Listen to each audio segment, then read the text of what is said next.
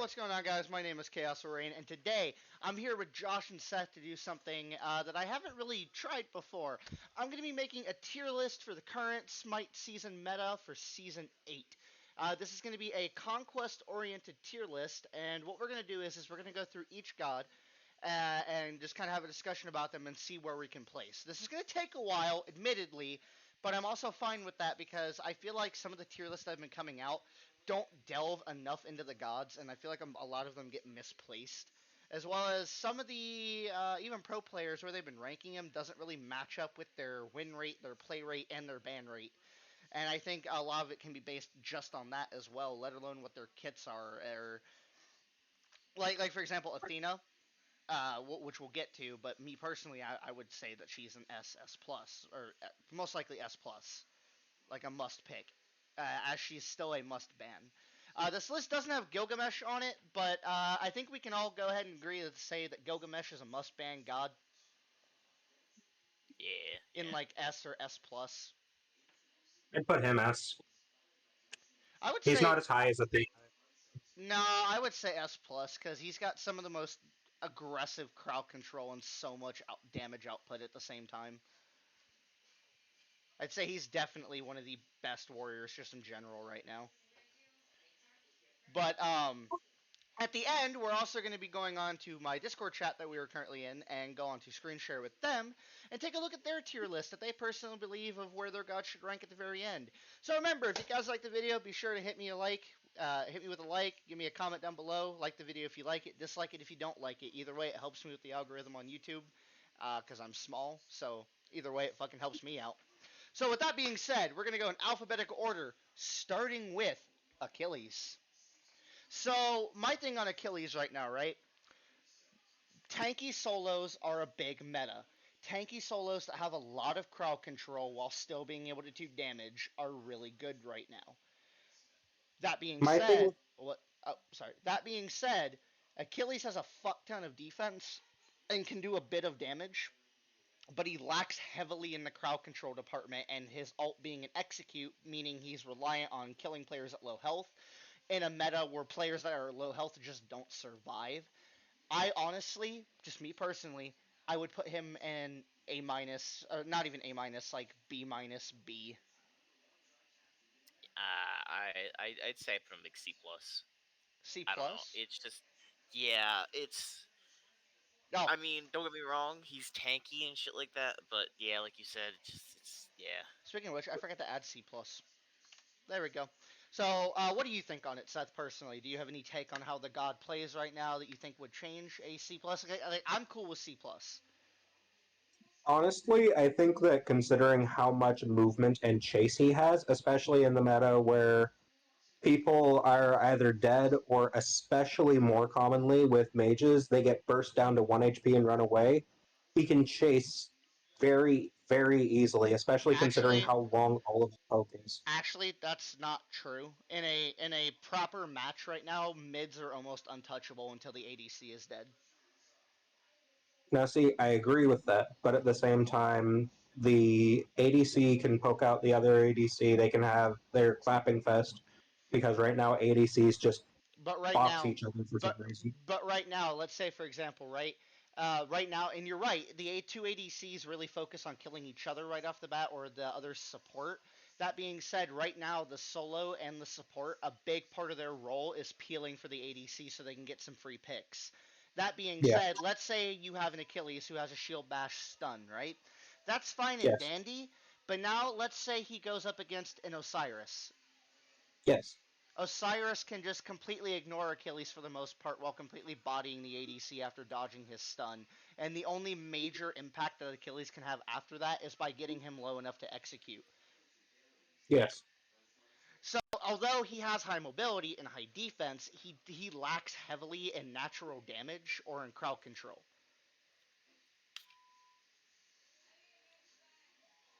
Which I feel are two very major downsides in this current meta. I will say though, his early game, whenever he's not rotating, will be fantastic though.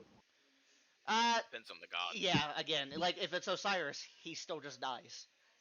Yeah. So, Based on that, where would you put him personally, Seth? We'll take a vote on it. I was going to put him in A minus because honestly, even though I think that he deserves to be higher than B plus, I also don't think that he deserves to be higher than A.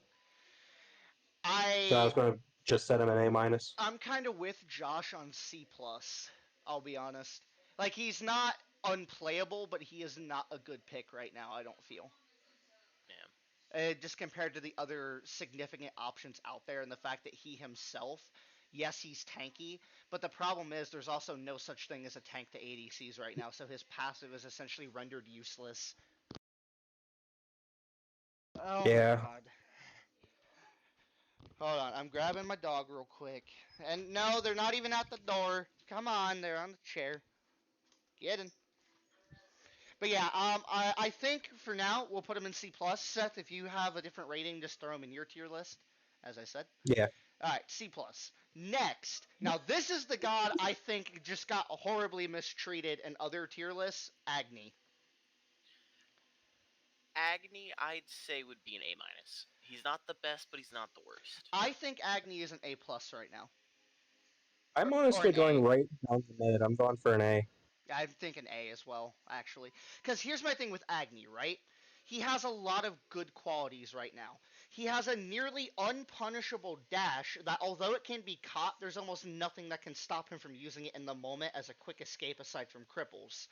His ult being mass damage, mass AoE, and mass poke, and being able to 100 to 0 not only the enemy mid, but also the ADC, as well as just having a huge dispense of just damaging moves that are just mass AoE, mass damage, high mobility, low natural cooldowns, a burning passive, and the fact that he works really well with a lot of the current builds that are out right now.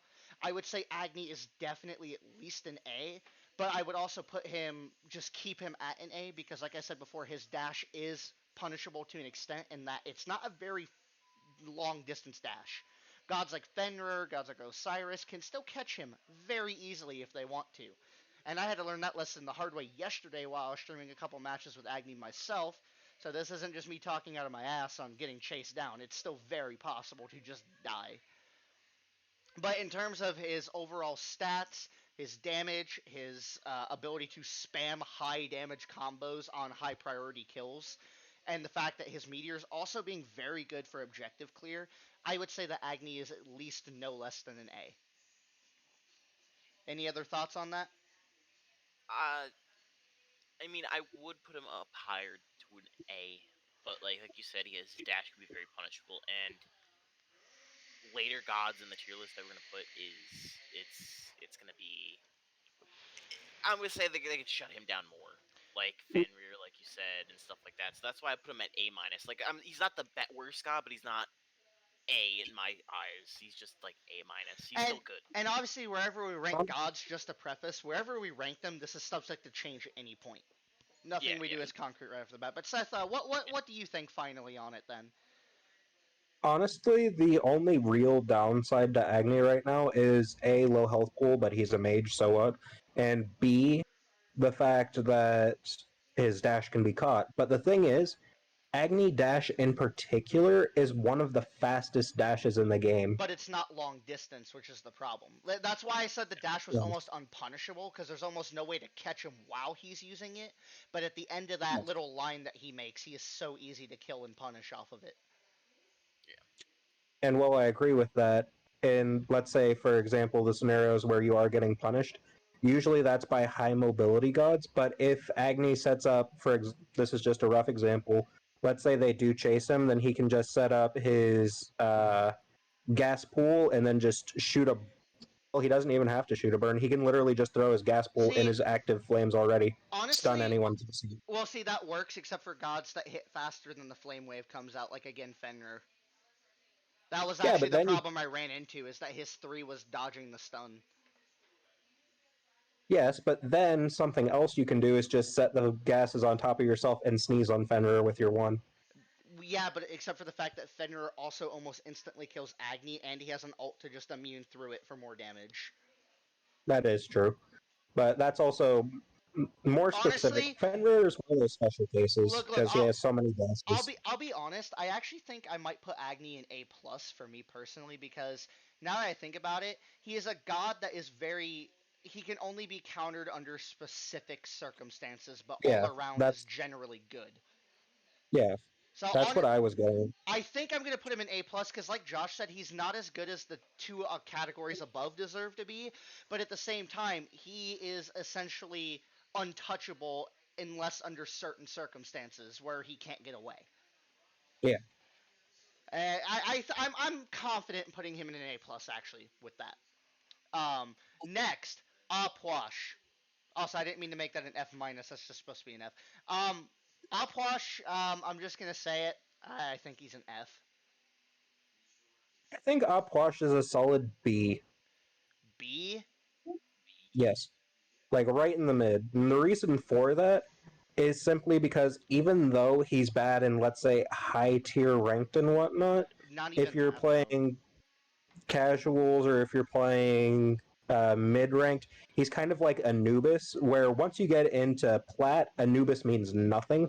But anything below that, Anubis just goes, But team clear. but see, there's a big difference between Agni and Anubis and Apwash, and I'll get there when we get to Anubis. But what I want to say about Apwash, his kit, although being some of the highest damage burst in the game, is the most punishable, easy to avoid combo in the game. Yeah, The dead and body, especially if you leap over his dead bodies that he throws at you, he's dead. He has two yeah, options: ult or beads and run away. yeah, Yes. And and there is then no other god that has that significant of a downside, at least in mages, especially not right now, where, oh, I missed this, so I just die because I don't have it. Whereas Apwash definitely suffers from that, where I don't have this, I missed, I'm dead. And at the same time, Aegis being such a massive counter to his kit, where it's not as much to other gods who can hold their abilities, Apwash doesn't really get that luxury.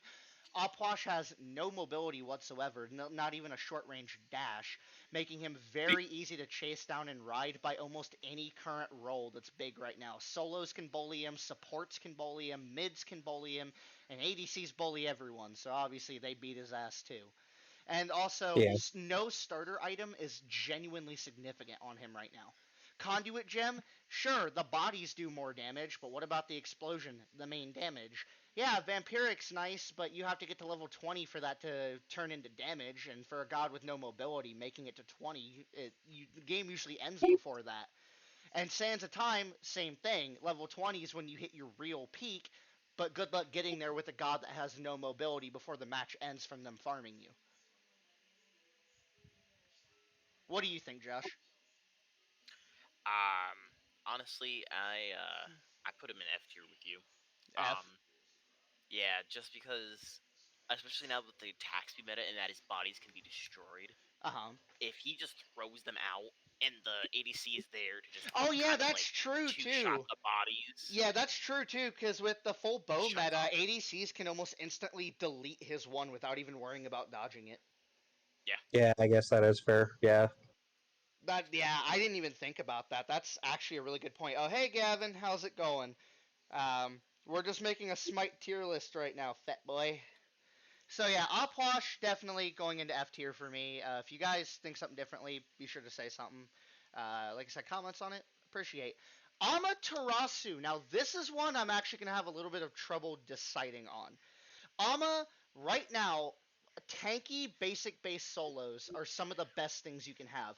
Bologna, Erlang Shen, Osiris, gods that are beefy with a high DPS that can actually run down the damage rolls while still being able to peel for the gods around them. And Ama recently got a buff with her, I believe it was her mirror shot got a buff, and her ultimate also has gotten a bit of a buff. However, the one thing that Ama struggles from very greatly, she has a very, very short range dash with a very limited CC behind it. Raw S plus. Um, maybe, but we'll get there when we get there. Amaterasu, right? She has a huge mobility kit. She does an insane amount of damage, and well, sorry, she has high mobility. She does an insane amount of damage. However, she severely lacks in CC, and she severely lacks in a team fight with her ult being as limited as it is. Because many meta gods right now, uh, Many gods right now have CC immunity kits. Items like Sundering Spear, which can completely shut down Amma, are very big. And if Amma can't ride someone for a significant amount of time, she cannot kill them. So for that, in all honesty, I think I would say she's an A minus because she's still a solid pick, but there are definitely situations where she can be shut down very easily. Yeah, I think she's in like, I say maybe she's B plus. I'm gonna say B plus for her. B plus. What are you thinking, Seth? I'm thinking C plus. With Achilles? Nah, she's not as bad as Achilles. The reason why I'm saying C plus is because, as you said before, she has no actual CC in her main kit. But she does. She has Or a silence, but the problem with yes, silences right now is they don't stop basics. no, they don't, and that's what I was getting to. Her ultimate takes X amount of time to cast, and everyone knows the timing for her ultimate. And let's see, every ADC in the game has either a dash or they have a CC immune ult. But see, here's the That thing. bodes well for But her. but here's the thing. There's actually an upside to that. If they use that as a response, oh wait, what? I'll give you a whole nickel to call Josh fat. Josh, you're fat.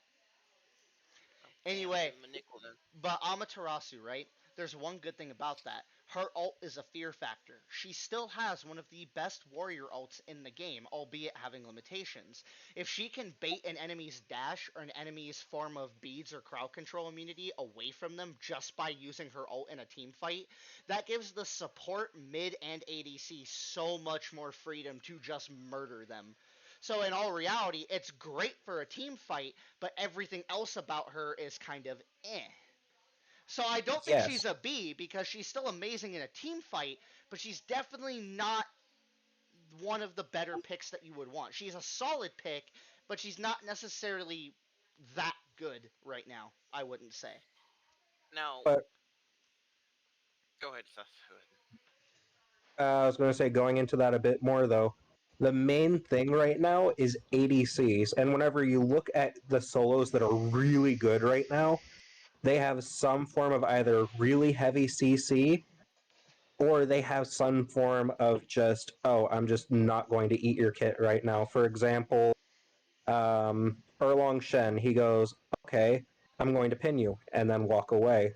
Then you have, let's see, where is she? Erlang Shen is not an ADC. Oh, I didn't mean to call him an ADC, I meant solo. Well, Uh, but here's the thing. Amma can still dash out of his route and cancel his dash and immune through his taunt to just kill him anyway. And the thing about Amma is she doesn't even need to save her ult to do damage, unlike Achilles, because just by using her dash, a couple swings, and her mirror after the buff, she can 100 to 0 in ADC in about 5 seconds if she can get on them. The only yes, reason why that's not good for her right now, well, like that's good, but the only reason why it's not as good as it could be right now is because of the fact that Alma's very easy for a support to shut down. But in a team fight, when she is fighting as a group and dealing her ult to a large group of people and setting up, I'd say that she is a much better pick than a lot of the solos available right now. So I'd say for yes, sure on my end she's an A minus or an A. yes, but getting to my actual reason though, the reason why I don't think she's that high, and the reason why I said Erlong as an example, and I was going to say a couple other gods, the reason why I don't think she's so good is because of how strong ADCs are right now. If an ADC using bow build throws in a God, what's the name of But it? Aussie but she's an at the end of their build, she's an ADC counter though. and I do realize that. But right now, ADCs are strong enough that her ADC counter doesn't matter. No, it does. It 100% does. Even with ASI, if she locks you down with a silence, those abilities and shit that are devastating, you can't use. 9 times out of 10, Amma can kill you before right as the silence ends or right before it ends with the Okay, correct build. Josh's turn. Um, so you guys brought up good points. So I'm gonna move her up to 8. Um, I thought about it more, and now usually Amas I see will throw in a Shoguns. So again, that's good because like if you're next to the ADC and you and the ADC are dominating, uh, you just buff the ADC. Yeah, that. With your Shoguns. Well, that, and she's also a tanky basic base solo, which is Yes, more yes. ideal right now than most solo picks. Yes, and of course, like you said, the stun in the back line or stun in a team fight would just absolutely decimate the back line. If you have like a Loki, something in the that's can just shut them Yeah, down. like if you bait beads for someone that can one-shot them, that's perfect. They die for Yes. free. Yeah. Yeah, I'm definitely putting her in an A for me. I don't think she's as good in viability as Agni, but I definitely think she is a very solid pick. Next, we have Amu Zen. So, let's talk about Amu Zen for a second. We all know about his Hive passive. It gives you a shit ton of movement speed, it gives you a shit ton of attack speed, and it gives you a little bit of healing per second. Now, with full bow build, that's very powerful, but he falls from one downside.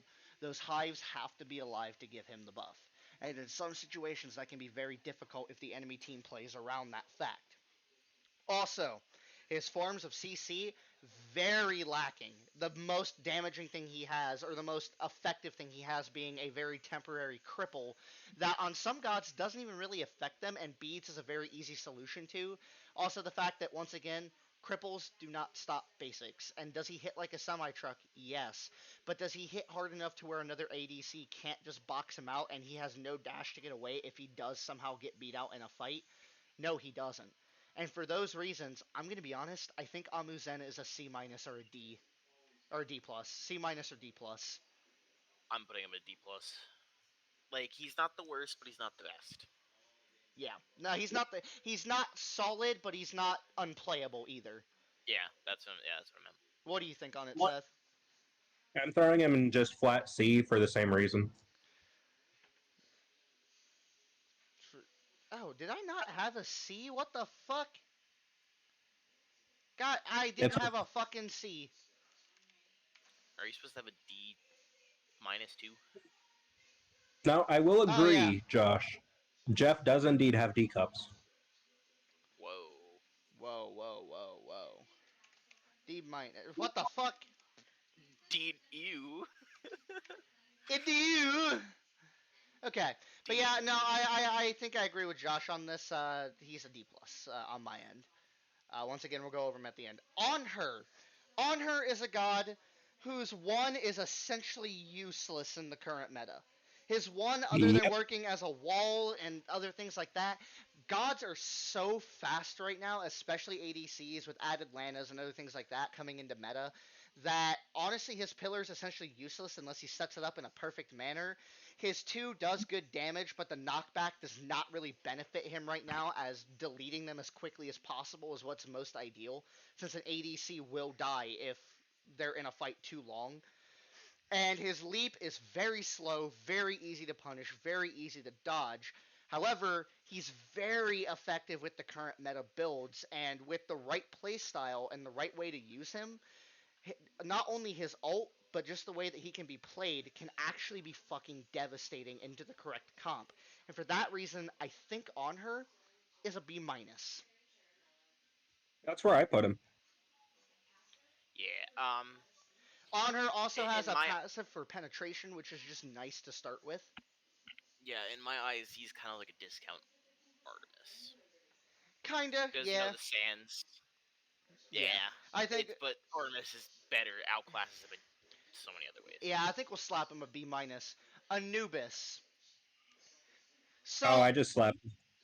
unlike his counterpart, Alpoish, Anubis actually has a way to guarantee and confirm damage. However, once again, he suffers from the ability of not having any mobility.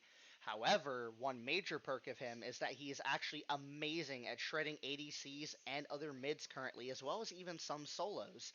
Anubis has very huge kill potential, and if played right, can be a devastating addition to any comp, as he can take out the most high priority kills in a matter of seconds if he hits his abilities.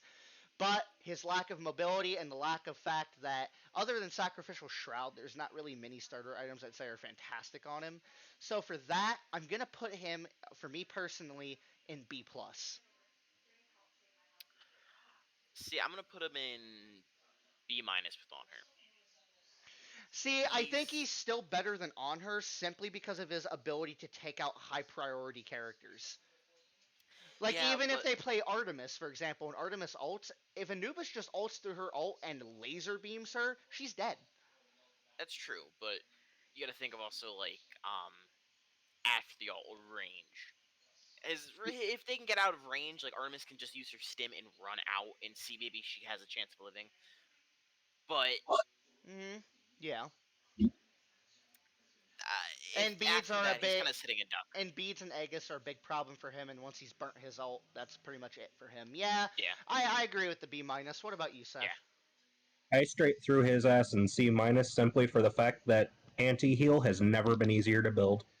That's true. Yeah, that's another reason that I put him at B minus because Yeah, anti heal. but even with the anti heal, right? The same thing goes for ADCs. If both sides have anti heal, then Anubis is still an insanely high burst damage god that can still one shot you. Having anti heal does not stop his being anti healed does not stop his damage potential. It just damages his already low survivability, which really mids aren't that survivable right now anyway. Aside from like Tiamat, so really that's not that big of a downside comparatively right now. No, Yes. that's why I didn't move him to C. Like with Yeah, him, I agree with the B minus and Seth. Like I said, you can rank him however you want. You don't have to change to fit us, but we'll review him at Oh, the end. but I do want to point out one simple fact, though, and that's that the main roles that have been building anti heal currently are support and solo. You actually haven't been seeing it No, too much on EDCs because bow build. no, jungle and mid are your main anti healers right now. Now, see, I never see my junglers building anti heal Their ever. brawlers and divine are two of the best in lane items right now. Supports and solos really shouldn't be focusing on being the anti heal right now, because the mid and jungles are going to be the one attacking the other mid and ADC most likely. Thus, they're going to be the ones getting the most usability out of it. Or usability out of it, because right now supports and solos need to be worrying about each other to take each other out and peel them off of the damage dealers, because literally this current meta is let the damage dealers fight it out as best as you can while fucking over their crowd control so your damage dealers can run through them. So that being said, the damage dealers being the one that apply your anti-heal, that apply your mass damage, is more preferred than anyone else right now. Because ADCs, obviously, they don't run anti-heal just because of how strong their build is. Even without it, they don't even need it. So what? Honestly, I'll throw him in C plus. That's fair. I definitely say that's fair. I don't think that he's a B god. I just don't. That's why I put But him in B minus, because like again, he's not a fantastic pick, but he's not the worst. Like he's not Amu Zen levels of bad and how he can be countered, but he's not Amaterasu good in how he affects a team fight. yeah, Another thing is that I feel like a lot of people still do fear Anubis because Anubis is still damage incarnate. However, I am putting Anubis in a high B minus. I still think he's better than Honor. Yeah, me too. I moved on her back. That's what I did. Yeah. Ao Kwong. Um, I want your guys' take on Ao Kwong first, because I need to kind of think of what I feel on him. Ao Kwong. You don't right see many now, Ao Kwongs. okay, so right now, Alquong's bad. And the reason for that is, as you were saying earlier, right now what's really good is burst. And while Alquong can burst, 99% of players don't play him like that. Well, that and his main goal is also to sit on your face and kill you, which isn't really a viable option right now. But No, it, he does have a very viable execute that is actually very good comparatively. He does have yeah, insane burst if he does get behind you. Like if he surprises you, you're dead. And he does Yeah. have good mobility and escape. Honestly, considering that, I think he's a I think he's with Amu Zen in D plus, but I think he's better than Amu Zen. I'm going to move him down to a. No, I'm moving up to a C minus C because he's minus. not the worst. He's not the worst. He's not the best, but he's still good if he can get in the back line and surprise them and kill them. But I definitely feel that even compared, like, let's even compare kind of a mid god right now, like Loki. Ao Kwong doesn't even beat Loki late game right now. Yeah, no, yeah. Loki, I would want a Loki better, more than Ao Kwong. Yeah. every because time. Loki just does so much more damage to an ADC right Yeah. now, which is wonderful. And I mean, Ao Kwang has a little bit of lockdown with his ult, so even if he doesn't get to the point where he can execute them, he can still lock them down for someone in the back to come over and, you know, finish him. Honestly, I can agree with the C minus on that. What do you think, Seth? I sat him right next to Anubis and C plus. I could also agree with that. Me personally, I'll keep him in C minus. I don't think. Well, no, actually, I agree with C plus more because I think he's around the same point as Achilles, where it's like he can do the job of his role, but his kit is not the best for doing it. Yeah. Yeah. I actually like that a lot better, and I think Achilles is still better than Ao Kwang in terms of how they perform in their role. I've always seen Ao Kwang as weird. It's like he's supposed to be an assassin, but he's also a mage, and it's I don't know. Yeah, He's a Aphrodite. Straight F tier. No, I'm gonna say D minus. I'd say D, because she has decent lockdown. She has a really good ult for getting ADCs out alive, which is major right now. But the problem is no good mobility, and her kit being a mass heal doesn't really mean a whole lot into current ADCs, kind of nullifying her viability right now to a lot of an extent, as well as anti heal being so big. So I'm gonna go with D personally. See, I put her in D because yeah, she has some decent lockdown and stuff like that, but she has Well, like she has the best savior ADC ult in the game, which is yes. like amazingly important if used right. But I think outside of her ult and the brief stun off of her kiss, that she Yeah. really doesn't have viability right now.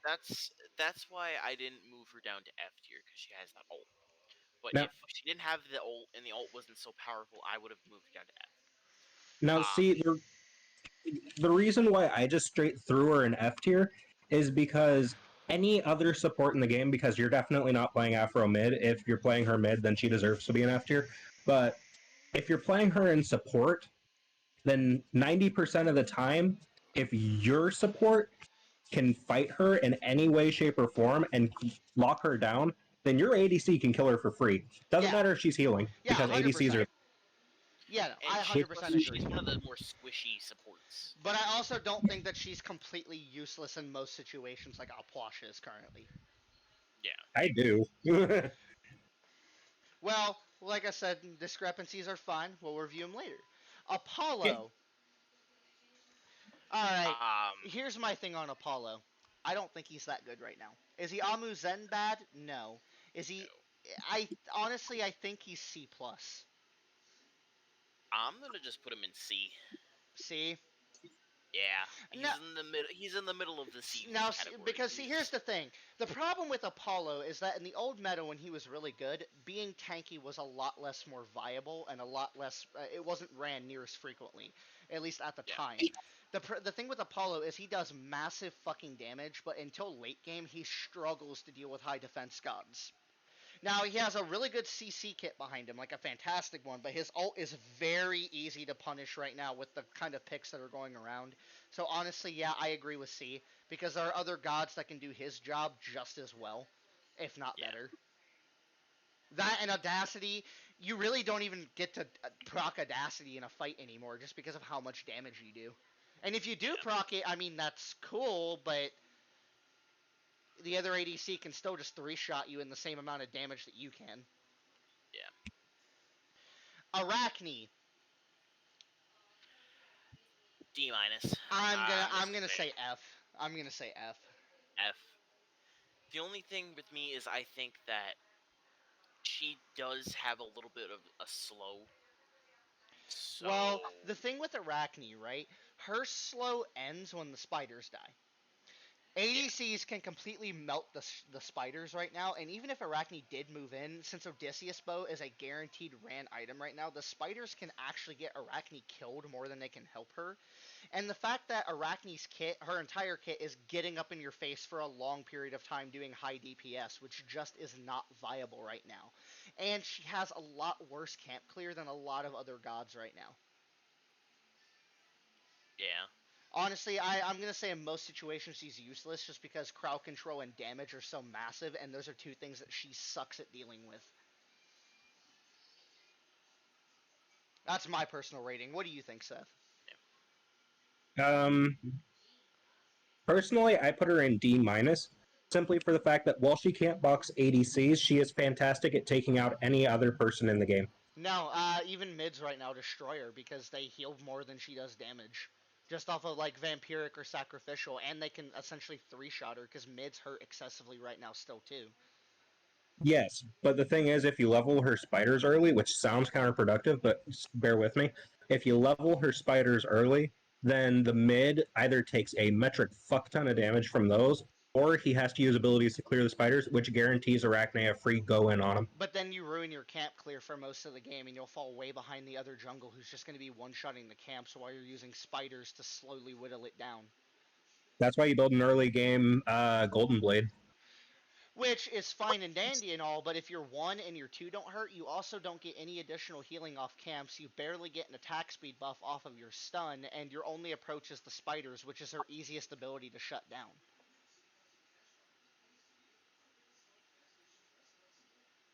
Yes, and I didn't deny that.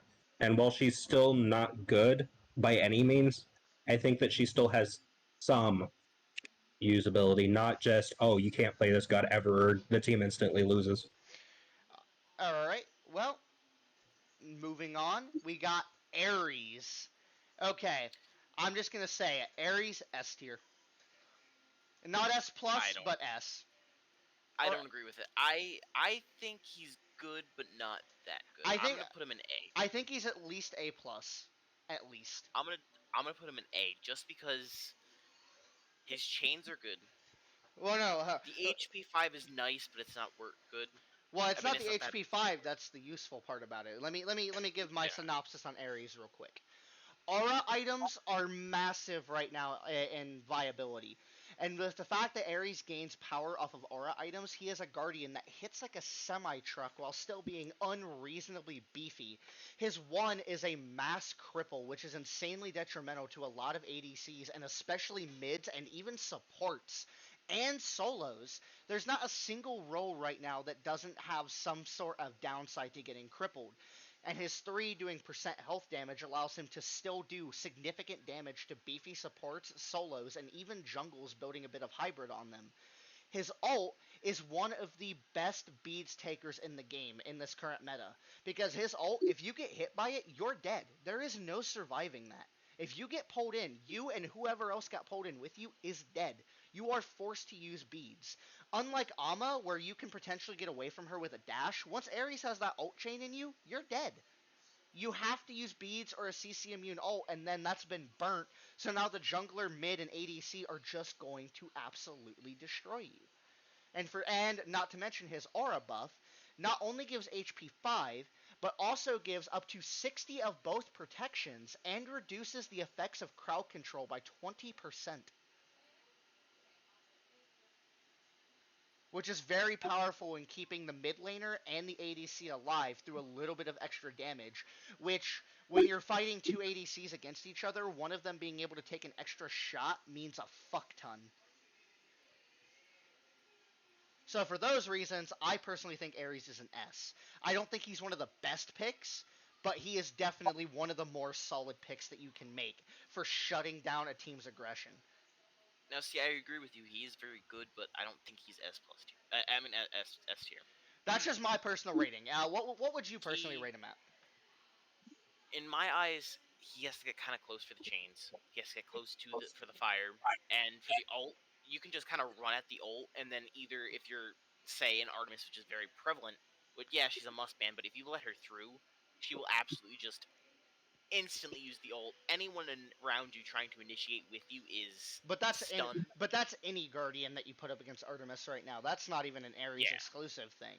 And the thing with yeah, Ares too still is he can ult through Artemis ult, and now she's used her ult. Now she either has to use her beads because think about it, he can cancel out her ult essentially. If she ults and he ults her right back, while the boar is stunning people and the duration is running out, she's struggling to either beads or not die from an Ares ult. She can't make use of her ult with him around. I'm still gonna keep him an A. I don't know. I feel like he's not as useful as some of the other S tier gods. And that's fair. What do you My, think, Seth? okay, so for my opinion, I think that movement is one of the strongest things in the game right now, be it just flat movement speed, be it jumps, be it leaps, be it whatever. Yeah. And I think that while Aries is fantastic for the simple fact that he shuts that down, he himself has nothing. He He can't actually run. he actually buffs his movement speed for every person he has chained as well. Now, see, that's great, but the thing is, you're not running away from someone when you chain them. Yeah, and that's the point though. He gets that movement speed and that lets him move closer to the middle of the other enemy team and then ult them. Yes, and while that is fantastic, and don't get me wrong, that is fantastic.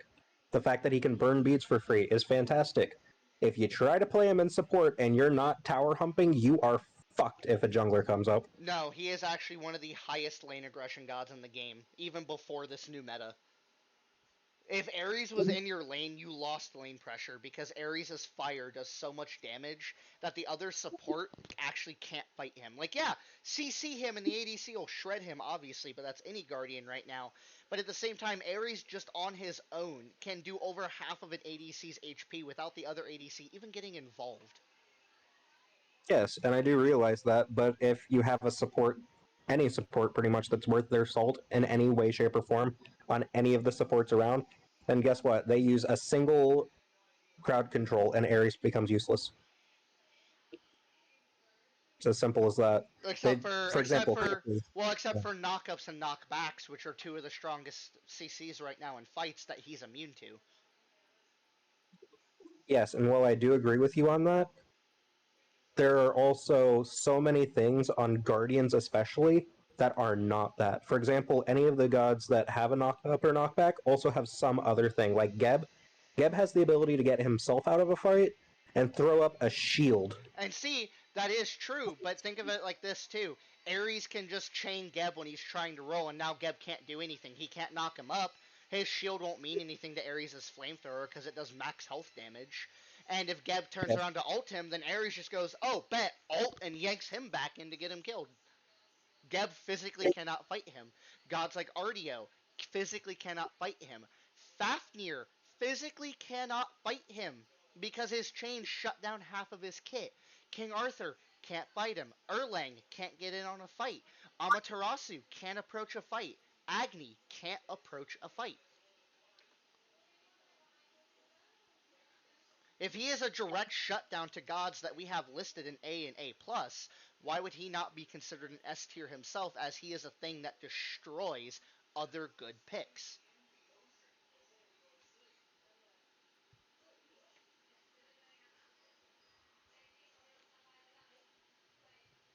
And again, that's just my personal opinion. I have him in S. Whatever you guys think, we'll look at it at the end. Yeah. Artemis. I think we can just all agree with no explanation because we've talked about her so much. S+. Yeah. Just like, no, There's no just substance. if you think Artemis is an S+, you have damage. She is the number one ADC right now, by far, no question. Artio. I I'll give think her a straight. I think Artio is like a B. I'm gonna put her at B minus. Yeah, I can Behind agree. on her, just because she's not the best support. Well, Artio's Solo. mostly getting ran as a solo right now. Yeah. She's not the best support, but she's a solo. Yeah, and that being said, her kit just isn't that dangerous right now. Like, aside from the cripple, her kit is very easy to just stop her from doing anything, and it's very easy to shut her down. But in the right situation, she is very dominant and very useful. But there are also many situations where she gets shut down, like Anubis and on her, and I can agree with her Honest? being in a B minus with them. Yeah, honestly, for me, I have my Anubis on C+. I think I will throw her with him, actually. Yeah, because it's kind of like the same scenario. Like, they're both good under certain circumstances, but there are definitely Yeah. situations where they just can't do anything. Yeah. Athena, no question, S Straight up plus, against- S plus. S, yeah, S plus. Fine, okay, I'm sorry, but I think you made a miss by just putting Athena in S. She has one of the highest ban rates there is right now, and she is absolutely disgusting in the fact that she does high damage. Her ult is disgusting in a team fight and for ganks. Her one is amazing chase. Her taunt is devastating. The absorption stacks are devastating to an ADC right now because those couple extra hits just lead to more crowd control and more chances to die. I think gods with absorption stacks are top, one of the top. Yeah, now. I agree. A Especially in this Willix. meta right now. I C love minus. Willix. I'm gonna put her in D plus. Yeah, I do. I agree with D plus. It's like she's not Yeah. the worst, but she's not fantastic. High mobility, great damage potential, but suffers from the fact that if she gets shut down, she dies. She's insanely squishy, and her ult is very situational. Yeah. Baba And the Yaga. fact Sorry. and the fact that if you want to use her leap, it takes more than a second because you have to cast it to hop on Suku and then cast it to jump.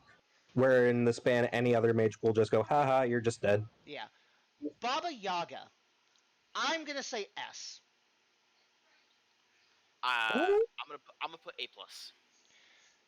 Yeah, actually, I agree. A plus because here's the thing: Baba Dash can still get shut down. We all know that. But right now, Baba is such a ridiculous damage dealer, and her ult is such a safe form of pressure and escaping that she is very, very difficult to deal with right now. So I can definitely agree with an A plus because she does have her counters, but there's not fucking many that can stand up to her right now.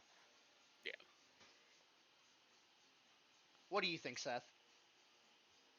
Honestly, I threw her in B simply because, while she does a lot of damage, you can just shut off her main way of escape except her ult just for free. Well, except for the fact that she also has spawnable silences, and her potions by themselves can almost one-shot you right now. Yeah. Yeah. Now, if she was less random with her potions and her her line ability, I'd say S tier.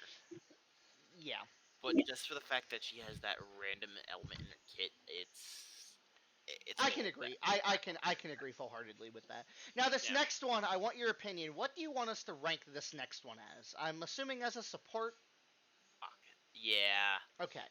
I don't see him run a lot in solo. But I'm sure he's good in No. solo, but like support probably would be his Yeah. main role.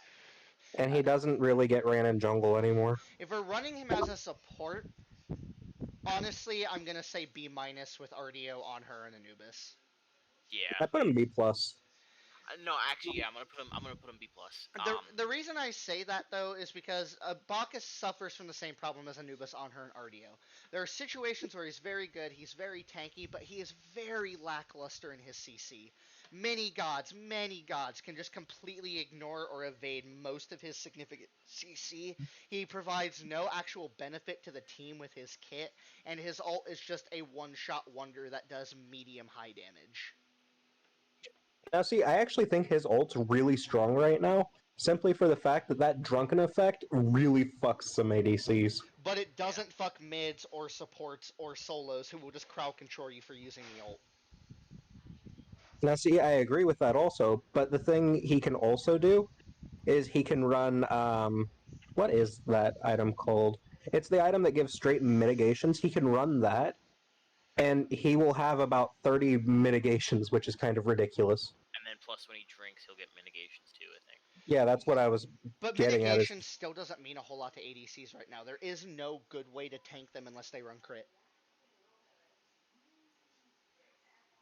yeah, and they don't run crit; they just run bow build. Yeah. So for that, me personally, I'm gonna keep bot. You know, I'll do happy middle. I'll put him in B, but I I can't put do him, B plus. I yeah, like. just set him B plus. It's good that he can just knock up, and knock up is a kind of a strong thing in itself. It's just like Well, it takes you another outside for a little downside. bit. Well, another downside to Bacchus too is he lacks one ability that does damage or crowd control, and it's just a self buff, and the fact that he Yeah. has long cooldowns. Yeah. But I'm gonna put him in B minus for me still. I think he's worse than all the others in B minus still, to be honest. Bakasura, I'm just gonna say it F tier. Yeah. F Yeah, tier. He's His ult means useless. nothing. yeah. Like that's just all there is to say. His ult means nothing, and that's his main And- form of damage. And plus now Yeah. that ADCs, which is probably what you're gonna go on, ADCs have Odibo. The minions just add extra targets. Well, that and there's so many slow immunities and so many self buffs on movement speed and stuff like that that Baka's Yep. ult still just really doesn't mean shit to them. And Beads Yeah. is Nope. such a big counter to him. Yeah. Baron Samedi. I think Baron's a I'm- solid B plus or an A minus. Yeah, I'm I was gonna going to put throw him B plus. I'm gonna put him A minus. I'm gonna do B plus because here's the thing. I'm going to be rating Baron as a solo. I'm gonna be rating him as I'm rating him as more of as a support. Yeah, Actually, no. I'm rating him as support. Either way, I kind of feel the same on it. His Yeah. CC, while really devastating if it works, is very easy to avoid. However, his 2 is immensely disgusting in any team fight. Does high damage, high heals, movement speed buffs. It's fucking disgusting. His 1 does insane damage, can cut attack speed, can make them lose some damage on their kits if they have Silver Branch. And with the new buff, his Hysteria builds fast as fuck, and his Coffin is once again a very, very powerful beads burner. But he has no mobility, he has no good form of engaging on a player without already having previous setup, and Baron is very punishable since 2 of his moves are very single target focused. If Also, so now I could see Baron. Baron is a really good support in my eyes because not really good, but like he's not Aries good or Athena good, but he's still good. Like you said, he has all that like shit with his 2, his rap, like that. That's good. Now if you can focus out the an ADC that doesn't have any beads, Well, they're see, dead. here's my main logic on it, right? Right now, lockdown is scarier than damage or healing. And to me, yes. Baron is kind of the happy middle for all 3. Medium damage, medium healing, and medium crowd control. So thus, I don't think that he's super good, but he's not terrible either. He's just kind of in the middle there of like he can't it's kind of a 50-50 of if or not he works well into the comp. Yeah. So for Again, that, It depends on the god, and I feel like he would be good in most situations, but not all of them. yeah. Bastet. F. Uh, I'm gonna put D minus. I'm gonna say D minus as well. Bastet can't really get into a fight very often, but when she can, she absolutely deletes. There are situations where she can do work. They're just very far and in between. Unlike Apwash, Arachne, and Bakasura, who almost in any circumstance just get fucked upon right now. She's a good. She's a good. She's kind of like she's not as good as Loki in getting in the back line and doing massive amount of damage, but she's a good Aegis burner. Yeah. I will say that. But Aegis is not near as detrimental as Beads, which is unfortunate. Yeah. Bologna. Oh, I'm she just straight does A. I'm gonna put her A plus. I agree with A plus. Bologna has mass AoE basics, amazing base damage, absorption stacks, disarms. She is an ADC's worst fucking nightmare. However, lockdown is her worst enemy. Yeah. She is really good at killing anyone that tries to 1v1 her, but if she gets caught in a group, that's kind of it for her, Chief. Yeah. But in terms of her damage, her crowd control, and her viability in the current meta, I definitely think she deserves A plus. She has she has a disarm. Yeah, disarms are massive right now. Yeah. What do you think, Seth? You agree with A plus, or what do you think? Yeah, I threw her an A plus simply for the fact that she's so good against the meta. Yeah, Yeah. I can agree with that. Cabrakan. This is a tricky one, honestly. I threw him C minus simply because he doesn't have any way to stop the current meta.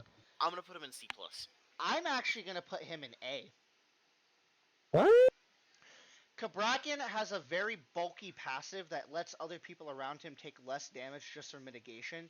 He has a double stun kit, which is very powerful, and if you can bait their dash, his tremor is almost unescapable without a form of beads or a dash. As well as against a lot of top picks right now, like Artemis, his walls are very detrimental, as Artemis has no way to actually just escape the walls.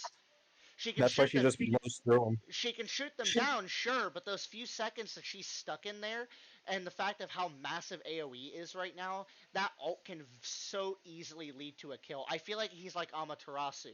He's a solid pick, but he's not one of the best right now. That's why I threw him down at C minus, because I don't think he's one of those gods like Anubis where they're situationally just good. I think that he's situationally okay. I'll leave him an A because I think just his stun combo, his ult being really really good against a lot of top picks right now, and the fact that his tremor can be very fucking detrimental if used the right way, as well as a mitigation aura passive. I just feel that he at least deserves the A spot. I might change it to A. I think I'll go A minus actually. I think I'll go A minus, but I definitely think he at least deserves an A slot.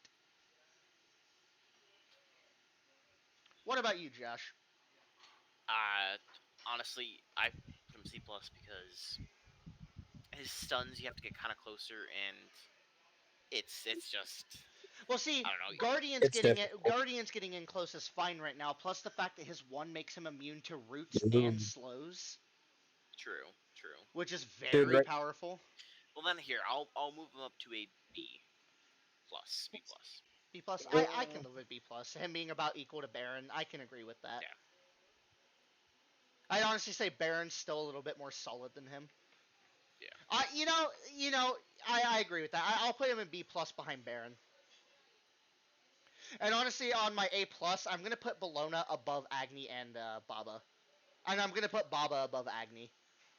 Yeah. I'll throw Cabrakan in B minus, but that's as high as I can go with him. In my B minus, I'm actually gonna put Bacchus above Artio because I think Artio just isn't really like she's not bad, but she's just not as viable as his other three. Other than that, yeah, I think I'm happy with my current selections. Camazotz. Camazotz. I think Camazotz is an A minus. I threw him What B role? minus. What role are you thinking? Solo. Solo. He Solo. doesn't work in any other role. He's solo. You've seen my solo games with Camazotz, Josh. You watched me get a penta with this man.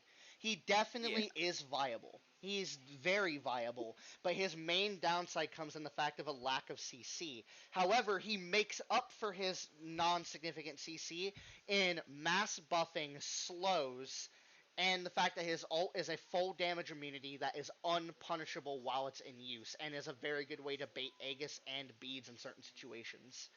And the fact that he can essentially full heal almost instantly his vampirism, and the fact that the blood puddles can spawn in the middle of a fight and give him an option to continuously heal and stay in the fight, even with anti-heal being a factor. I believe that he at least is an A minus, but I don't think he's as good of a pick as say Ama or Bologna, who in all honesty would still shit on him. I'm gonna put him in A just because Bologna is an A plus on mine, and an A, but I'm gonna put him above Ama. Like I said, he's good, but I don't know. Why would you say he's better than Ama in terms of like a team fight? Oh yeah, right. Never mind. I was thinking about the team I, fight, but I, I would he's I better than would Aries in mine. I would put him below. I'm gonna keep him an A minus because I just think in terms of viability, Amaterasu is just a step above him. Yeah, that's true. What do you think, Seth? I forgot.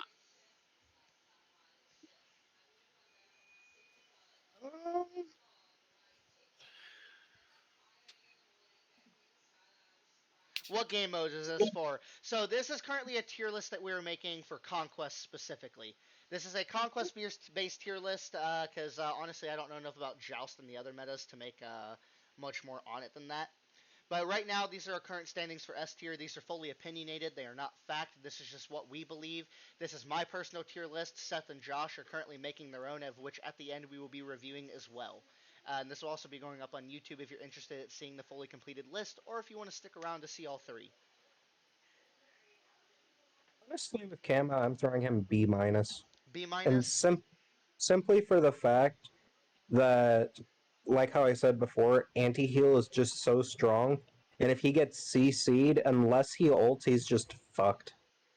Well, I mean, his leap is also a damage immune, high mobility move that also heals him. Yeah, but I did say CC'd. You can't leap out of a CC. That's fair. I feel like if played right, though, that's not as much of an Yeah, issue. but that's also situational depending on the player. Cerberus. Now, I'm going to be honest. I think Cerberus falls in about the same category as. I think he's an A plus for a solo right now Dude, I put Um, him A plus.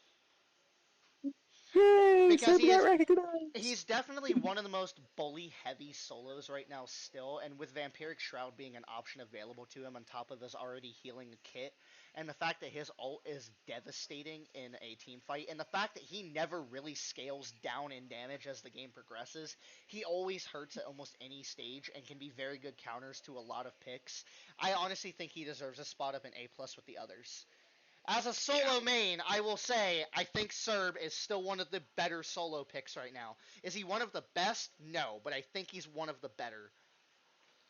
Now I would put him above Agni though. I don't know. Just because No. like Actually, I'd put him above Baba and how he performs his role. I think as a solo, he is better as a solo than Baba is a mid, as he has way less shutdowns and counters. yeah, But I think Bologna still outperforms him by far. definitely yeah. Cernanos. Honestly, See. C. Yeah. See, yeah. I think he belongs He's with I think he belongs with Apollo because the thing with CERN is there are definitely situations where he can be good and he can perform, but there are a lot of gods that just do his job better. yeah. That's just my take on it. Chalk. He he is about the definition of mediocre for an ADC to me right now. Chalk. Honestly, I think Chalk is another example of a B minus. I I'm gonna actually give him. I'm gonna give him a doubt and give him a B. I'm gonna give him a B. I mean, he's good, but not as good as like some of the other ones. I would say, yeah, actually, I can agree with that. I'd say he's better than Anubis, but not as good as Baron for how they perform in their roles. I can agree with that. Because Chalk does have very big potential to cause problems and make a scene in a team fight, but it's Yeah. also very hard to make him viable with what's around right now. But there are situations where he's very strong, and it's very hard to actually counter him or shut him down significantly. I put him A simply because having a 2 second silence, I believe it is, on an AoE ult that's that big is huge right now. And it also knocks up, which knocks the ADC out of the fight for half a second. That half a second can mean a lot with ADCs currently. But the problem is, most ADCs can actually run out of the radius before he can place it. Slow immunity is a big thing, and he has to get close to cut attack speed, which is really the only thing that keeps him alive against an ADC. As well as the fact that, again, silences don't stop basics, and you will most likely get shredded right out of your ult. Yeah. ADCs are like the number one threat to just look out for as a solo. Solos can still body mids, but they cannot body an ADC unless they play their cards perfectly. Or if the ADC's bad, I mean. Chang'e. Now, do we want to rate Chang'e as a mid or a solo? I think mid is where she Mid, shines. mid. Now, she's always been a more dominant solo. Honestly, let's make two ratings for Chang'e because I feel like she's I see. equally viable. I see a lot more Yeah. mid, so that's why I say mid. Okay, I could see it her being more of a mid now, just because high CC and the fact that she can do a lot of damage right now. Yeah. Honestly, I'd say Chang'e's an A with Ama. I I'm gonna give her a B plus. With Baron and I give Cabrakan. Yeah. Well, I have Cabrakan, but I don't have Baron there because Baron's a B Well, I minus. think as a mid, being able to dodge a lot of combo kits and a lot of CC that would normally get any other mid killed, and then having the ability to essentially land a potentially 5 second long stun and just Yeah. sit there and combo them with built-in anti-heal, low cooldowns, and the ability to purchase from wave. I definitely feel like she's at least an A tier, just because of how viable all of those skills are in her preferred role. Yeah, but the reason why she's not higher is just because, yeah, I feel like she has like some of the lower damage, and like, No, dude, her one right now with the right build is hitting like 950. yeah, but like I don't know. I feel like she just has some of the lower damage on the scale, not compared to Baba and like She um definitely has less than Agni yeah, and Baba, but she has more than Anubis in terms of burst. yeah. That's why I have her higher than Anubis. Okay, what do you think personally, Seth? I put Chang'e in A minus. Along with Camazotz, I can still agree with that. I'd be fine with A minus or A, but I'm gonna keep her in A just because I think Chang'e can also still counter some gods that are above her, like Artemis and Aries and other stuff like that. She's a very solid pick. Now, Chernobog. I think Chernobog's an A minus. I'm gonna put him in an A minus. Yeah, I'm gonna put him above Baron. Because his In my ult giving movement speed, mitigation, always proccing his passive, movement speed, being able to teleport around the map globally, super strong for your early game farm, super strong when you're running full bow build and being able to just get on whoever you want. Damage immune dash that also leads to a slow that's very powerful. Self attack speed buffing, which is just a massive benefit to any ADC right now, as well as high base damage. Honestly, I don't really see a downside to Chernobog right now other than just gods that are better than him. So for that reason, I think he's an A minus or an A. What do you think, Seth? Um, I think that Cherno is probably a B for me, simply because same argument that you made before with a couple of other ADCs. He does his job, but the thing is, there are others that do it better. Plus, when he ults, well, don't get me wrong, it's a fantastic ult, gives plenty of abilities. Let's say he tries to ult someone just walking on their own, though, and then someone pops up from the jungle. That dude is fucked Well, so fast. here's the other thing with his ult, though, that a lot of people don't think about when they play him. His ult in a team fight is an unmissable, unavoidable 35% slow in front of another ADC in mid. Yeah, which I do realize that, but CCs exist and they're kind of really strong right now. Yeah, but again, he can also dash the second he lands and become damage immune to most CCs. Plus, beads exist, and if he's ulting, there's no way for you to force his beads. I'm gonna say A for me personally. Um, Also, people in chat, if you have your own take on what you think a rating for a god should be, feel free to put it in there. I'm open to opinions. I'm open to what people think for gods and where they place in the current meta. Now let's move on to our next god, Chiron. I'm gonna make a bold assumption. I'm gonna put him in A. A. I was Yeah, thinking C plus. That's where I'm I was putting him. I'm gonna put him in A just because his two shreds defenses. Actually, you know what? No, fuck that. I'm actually gonna put him in A minus because of the fact of how much physical power ADCs have. His ult is actually super fucking terrifying to deal with because those And arrows plus, are doing he like gets a free 500 revive. damage a hit. If he kills someone, he gets a free revive. Yeah, that's my point. Like, even if you crowd control him and kill him, if he wants that kill, he could probably take it with all the power he gets from current meta, and then just get a free revive. Also, give me just a quick second.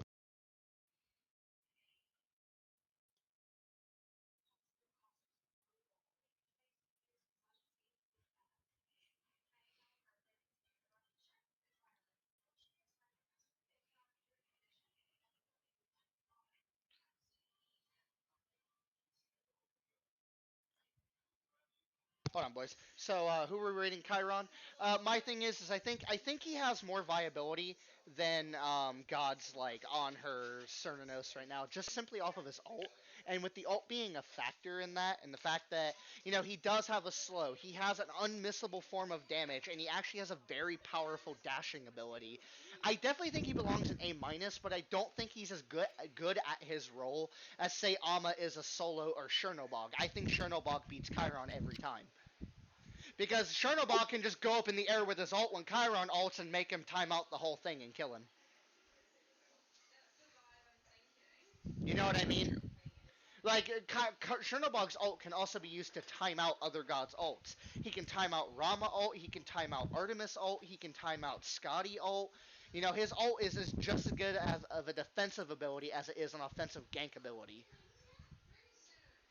That, and sometimes with Chernobog, you can get lucky and teleport to a faraway lane where they're not paying attention and get away. That's not going to happen in a high-ranked match, obviously, but this is also more of a casual tier list as well, for just general who's good, who's bad, in our opinion. So for that, I think just in general, Chiron is a solid pick. Yeah. What about you, Seth? Oh, that and his passive is very good for early lane pressure. Yeah. Now, see, I gave him C plus simply for the fact that even though his pad and all of his abilities are good, hitting that pad, it is so easy for people to just walk out of it because of the delay it has. Yes, but ideally he'll most likely be using that as a free crowd control immunity for himself. Yeah. Which also makes him a direct counter to gods like Aries, where you can't burn his beads. Yeah. And even Artemis, like if you have the timing of a god, you can just immune through Artemis ult and potentially kill her for it. So Chiron has the potential to clap even top picks if he's used right. So I think in general he's just a very strong, solid pick, but he's not as good in his role as the picks above him that we have listed. It's in the hands of the player. If the player is really good with Chiron, yeah, he can clap. Chiron is a baseline A minus, but if you're good with him, I would say he's an A plus or an S. Yeah. Next god we have is Kronos. Rip my magical ADCs. Rip my magical ADCs right now. I'm gonna I put him just at C threw minus. I literally just threw every single magical ADC in C minus because Yeah. they're all worse than the hunters. Well, actually, I wouldn't put Soul there specifically, but Kronos I can definitely agree with C minus. No good mobility, very minimal lockdown, and just doesn't match up to an actual ADC's damage right now. And plus, now with ADCs just building full bows, his ult is kind of useless because you just stand there and Yeah, like you're a free target. yeah, in like the second and a half it takes that to actually start, you're dead. Yeah. I can agree with that. Cthulhu. Now we're gonna be rating Cthulhu as a solo. Yeah. As a solo, I'd say he's A minus with Camazotz. Actually, no, I'd say A or A minus. I'll say A with Amma, because like Amma, his ult is very detrimental in a team fight, and Vampiric Shroud is so powerful on him, as well as just having an immense base damage, and his passive just being insanely detrimental to base gods, which, you know, big meta right now. I think Cthulhu is an A or A plus for me right now. What do you guys think? I'm gonna put him A minus. He's good, but I feel like you're just a bigger target. Would you say he's just outright worse? Like, would you say he's just an outright step below Amma in terms of a team fight, though?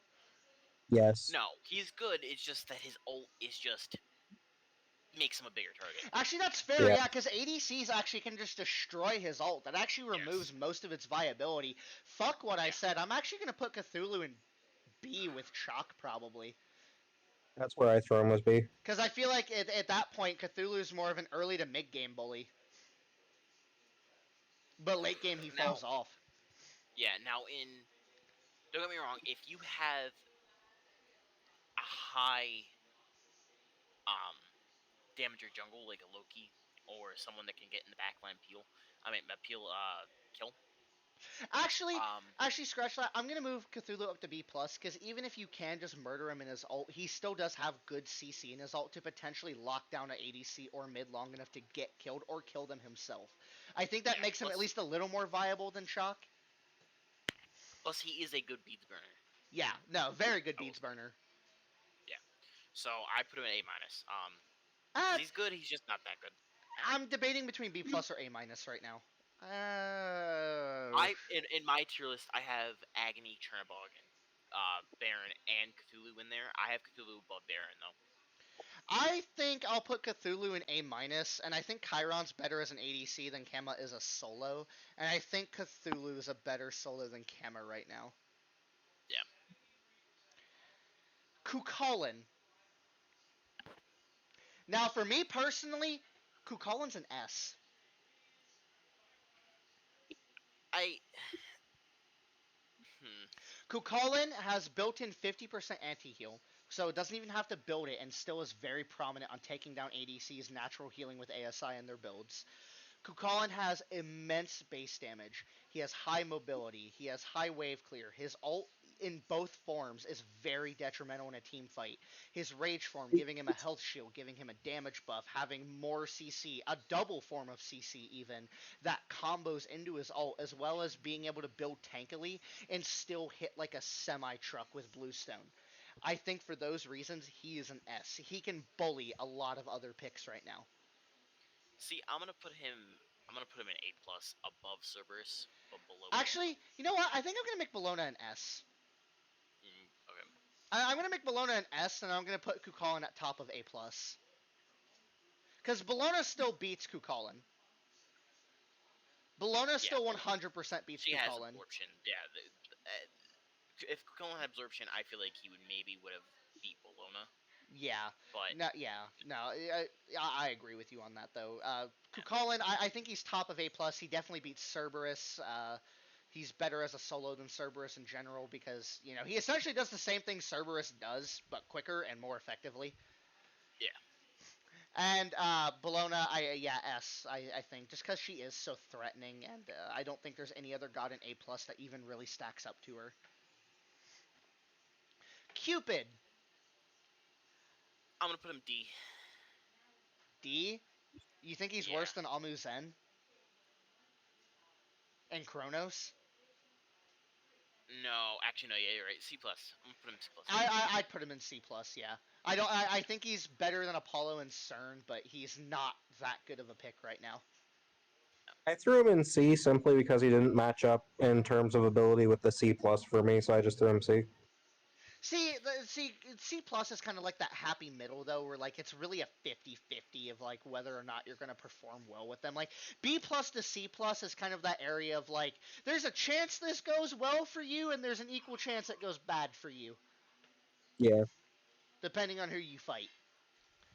Cupid's really good with bees burning though. Yeah. I will say that. Yeah, but Daji. Daji, I actually threw in B minus simply for the fact that her ult just burns beads for free. I think personally Daji, for a similar reason to Loki, is an A minus right now. I think Loki's still an A, but I think Daji is an A minus. Loki has because Daji has very iffy lockdown, but her burst damage is no joke, being able to easily one-shot an ADC out of a fight. Yeah.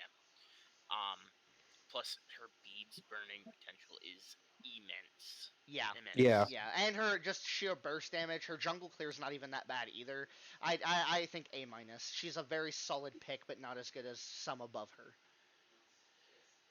Donza Burrow. I'm gonna say A plus. I'm gonna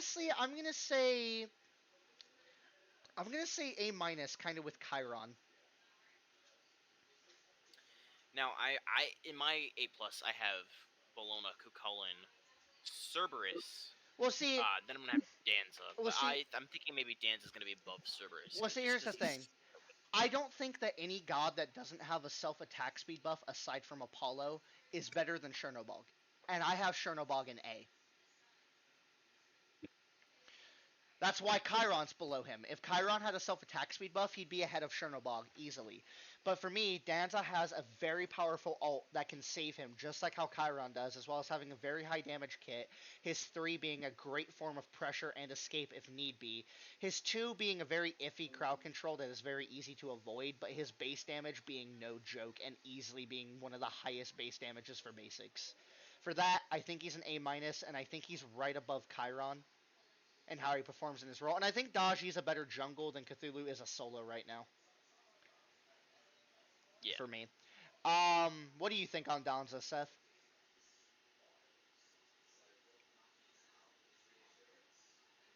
Seth? For my opinion on Donza Burrow, I'm thinking that she would be a B minus, simply for the fact that even though he has a great kit for what's going on, his one realistic escape that doesn't just make him a sitting duck is a leaf.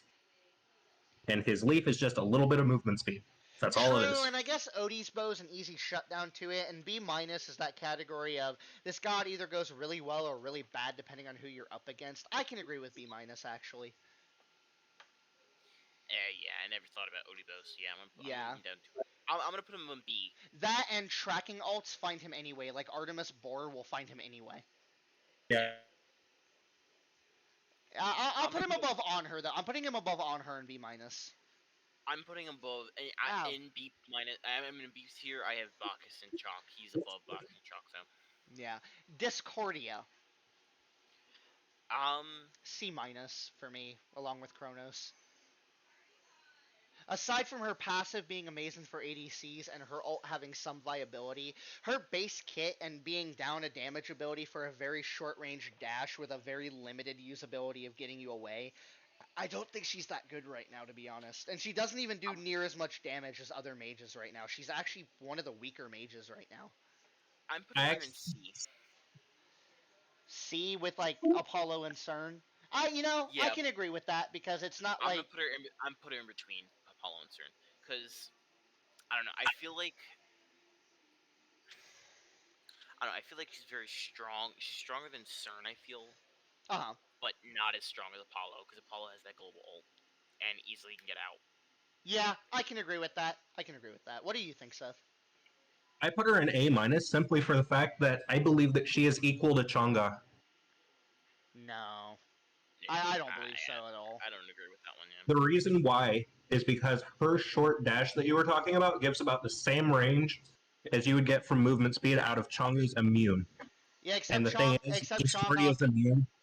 Well, except for the fact that Chang'e can do that 3 times and still almost has as much cooldown baseline as Discordia does sitting in her pad and not moving. Yes, but Discordia also gets a legitimate stun. That's not an ultimate. She does not get a stun. She gets a root that can be a taunt or a cripple. Yes, and I basically just consider that to be a stun. I simplified it. Nah, it's not even close because you can just Aegis and beads out of it and be completely fine. And Aegis by itself shuts it down completely. As well as right now, her base damage just is not that high. For me personally, she's a C. Just me. Yeah. Erlang Shen. I'm honestly gonna put him at D plus above a Wheelix. No, below a D Wheelix. plus. Yeah, his taunt. If literally his taunt it's good, but I feel like ADCs will shred him before the Yep. HP comes back. I think Erlang. That is. I think Erlang is an A plus up with Kucalen right now. No. The reason being, Erlang right now, with items like Mannequin or Death's Toll, right out of the gate, Erlang has immense procs off of either one of those items, one because of his dog and because of his one giving him passive physical power. His second ability, the Spear Toss, is a great poke route that even from a distance and without having to get into a fight, he's one of the few warriors that can actually lock down people from a distance and get them set up to be killed, which is very massive into a lot of comps. His dash being a knock-up and a health shield for him is very powerful, as well as having an attack speed and movement speed increase. And his ult, what you're forgetting, is after he ults, it's a taunt that in those 2 seconds that you're taunted, he himself can just kill you. Even if you beads out of it, another person can just come in and kill you out of the taunt since he burnt your beads. That, and while he's in the middle of his ult duration, he has 30% mitigation. Alright, I'll move him up to a B plus. I still don't think he's as good. I think he's as good as Kucalen right now in solo. Compared to the other solos like Bologna and Kucalen and Ama, I don't think he's good. Not that good. Yeah. He's definitely better than Chalk, but not as good as all those. But would you say he's better than Ama? No. I feel like Ama. Yeah, no. Actually, yeah, in a team fight, I guess that's a good point. I think I will move him down to A below Ama. Because he is a very single target god. And actually, I'm going to move Chernobog up above Ama because I think Cherno's about the top of A for ADCs. And I'm going to move Chang'e above Erlang for how she performs in mid.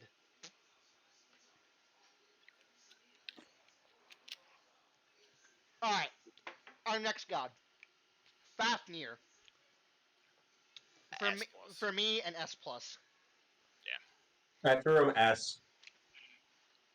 For me, he is an S plus because, as I've said earlier, lockdown is scarier than damage, and there is almost no better guardian right now for lockdown and still doing a lot of damage than Fafnir.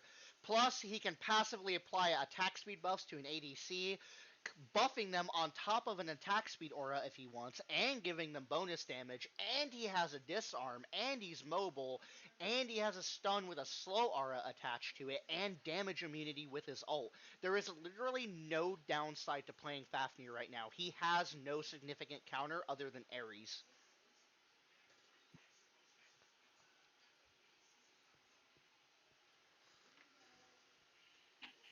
If you ask me, at least.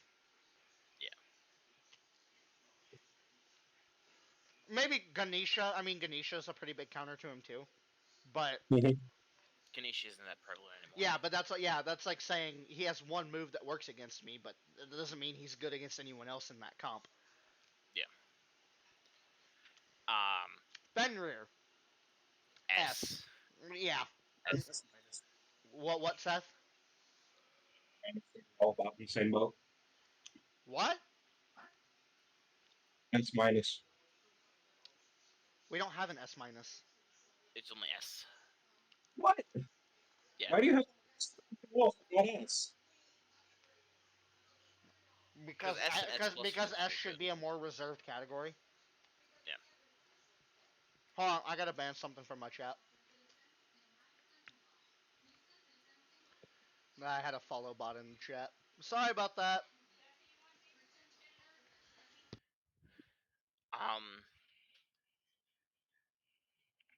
But yeah, Fenrir is a really good beads burner, and he also is just if you don't have beads, you are dead. He picks you up, drags you to the closest damage dealer, and you're dead. Even with beads, he has so much ride and lockdown with his current kit. He has so much defense, ride, stun locking, everything. Honestly, I'd say he's a better support than Aries right now. Yeah. And he has played as support. That is his role. Yeah. But, like I said, Fenrir does have his downsides. Like, if he's against Fafnir, Fenrir doesn't do shit against Fafnir or Athena. Yeah, that's why I threw him an S minus, even though I know you guys don't have that tier. Freya, C. C minus. I'm gonna put C minus, yeah, with Kronos. Yeah. That one's pretty self-explanatory. She has no crowd control, really. She does medium-high damage, but still nothing compared to an ADC. Yeah, and just magical ADCs aren't as good in general. Like Soul is probably the only one out of the exception.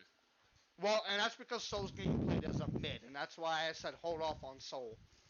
Yeah, yeah. Ganesha.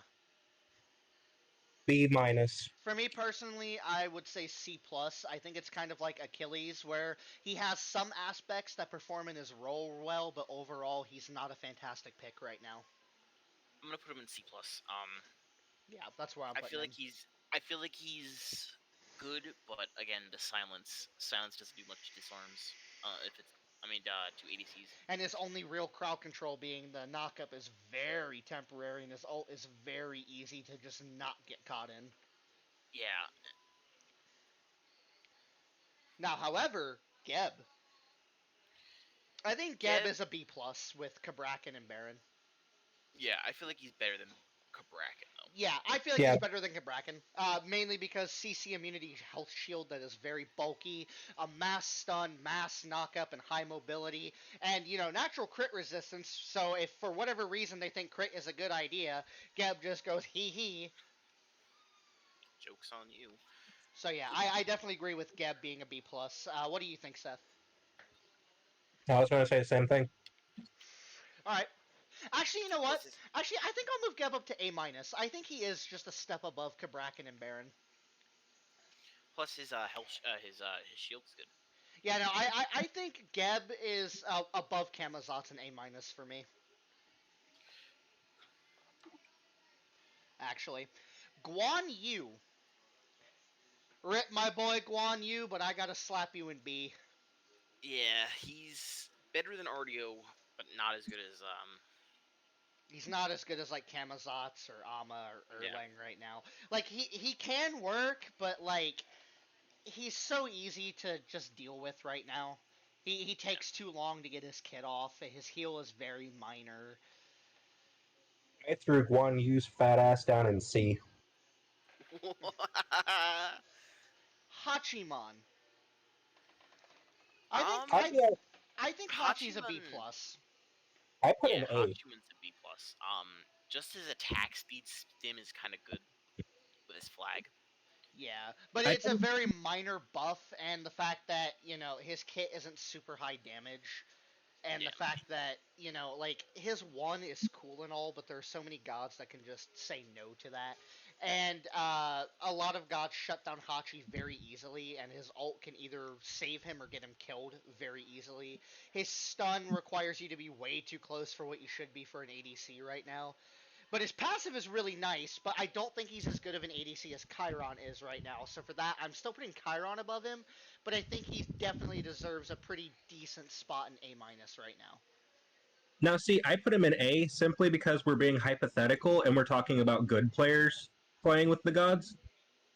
Even And if you're a good player running with Hachi's one, you're gonna fuck some shit up from 5 miles away. but even good players, I feel Chiron beats Hachi any day of the week. yeah. I don't feel that, but agree to disagree. Yeah. Hades. I'm sorry to do this to you, Hades, but D. C minus. I'm putting him in D plus. Um, I can it's agree with just D his ult. plus. His ult. His whole kit right It's now just isn't that threatening. yeah. I mean, don't get me wrong. He's a good solo, but I feel like solo is the only role he's good in.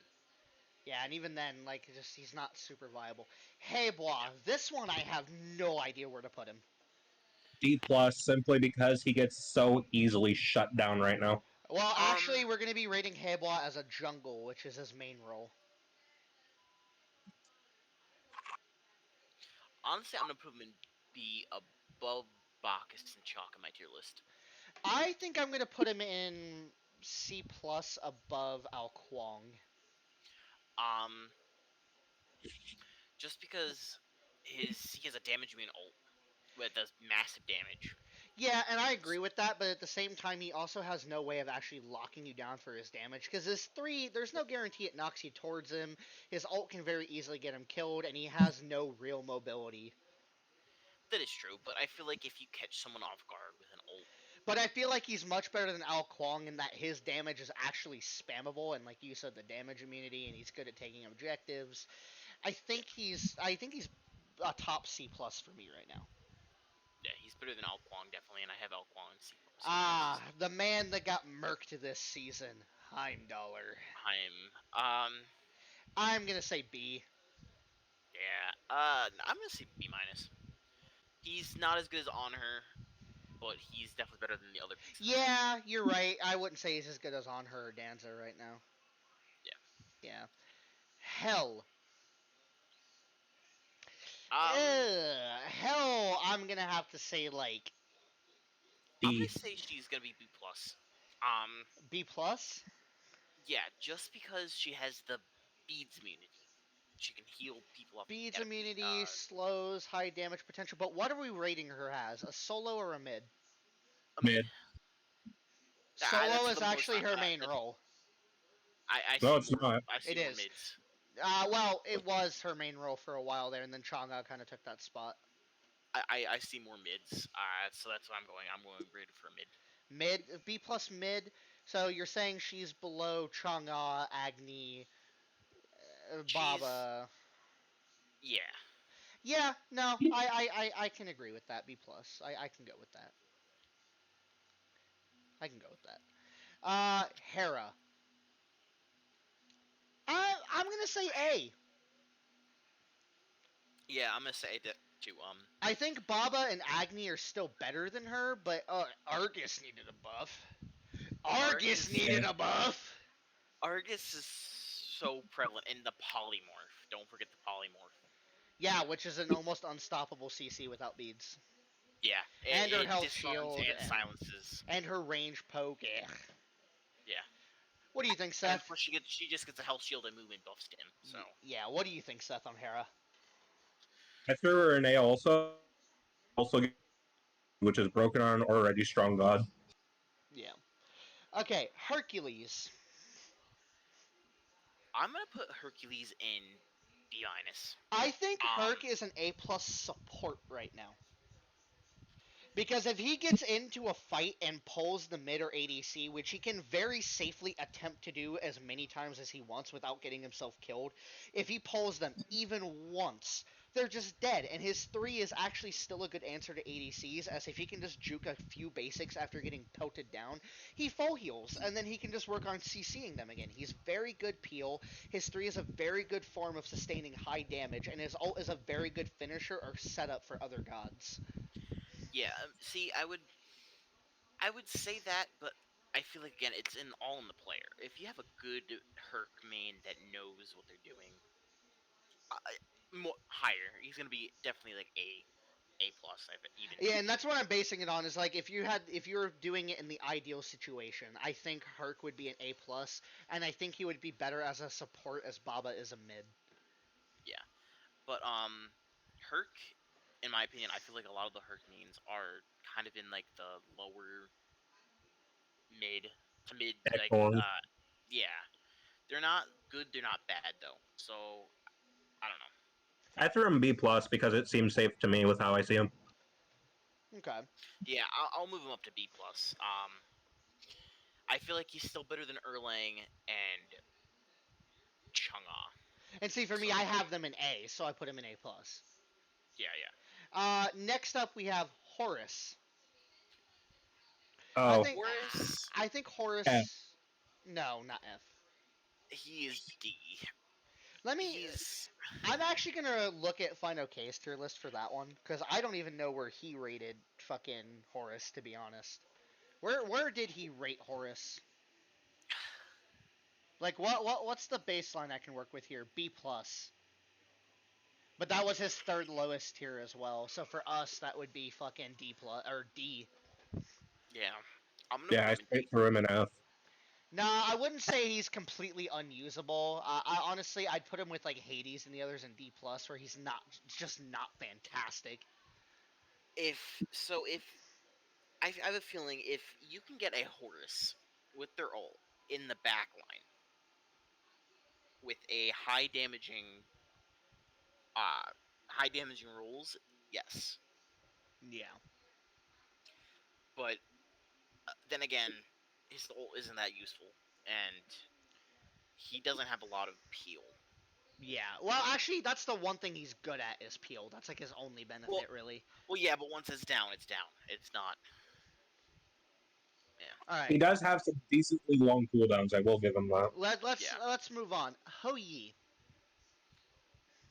He, I feel like he's not as good as a lot of them. I'm gonna put him in D plus.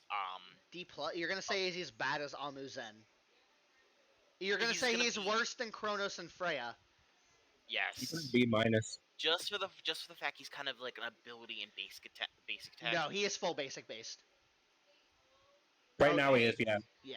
Ho Yi can actually change what he works best with, and since attack speed's good right now, he still works with attack speed.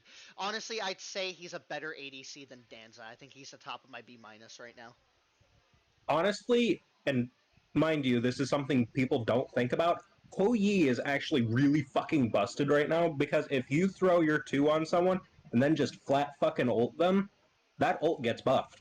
Yeah, and actually, you know what? You know what? I think I'm actually gonna throw him to a B.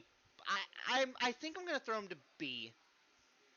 all right, I'll put him in a B. I still don't think he's better than Danza, but he's still good. I definitely think he's better than Plus, Danza because he has a better escape, he has a better ult for yeah. team fights, and he has the ricochet potential, and his 2 makes him do more damage the less health the target has. Yep. See, I don't agree with the escape. Danza can just go in the rocket and control it and run. But see, that's his ult. Ho Yi just has an ability. You're talking That's about burning true. an ult versus burning a regular ability. Plus, That's Ho true. Yi also The has a passive. rocket's safe for him. Also, Ho Yi also has a passive that prevents him from getting crit more than one time in 5 seconds, which is a big counter to other gods that take out damage characters like him right now, like Serket.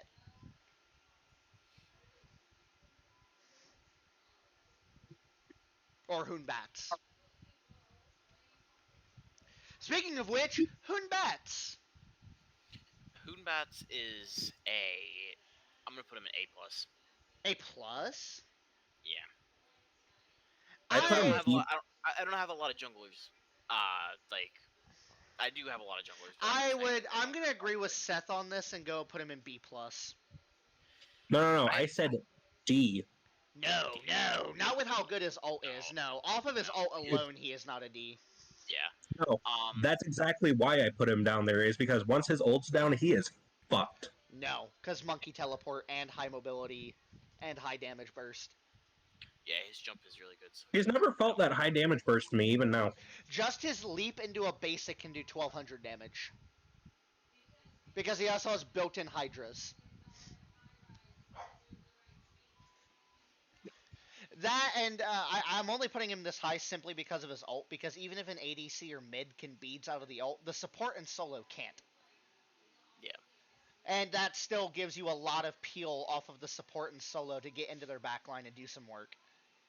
But in terms of his actual jungling capability, I don't think he's as strong at taking out characters as Daji. Next Yeah. god. Oh, sorry. The only reason I have him in A plus is because of his ult. Yeah. Next god, Iset. Honestly, D for me. D plus. Hold on. Because of What? silence. Yeah, I'm gonna put her in D.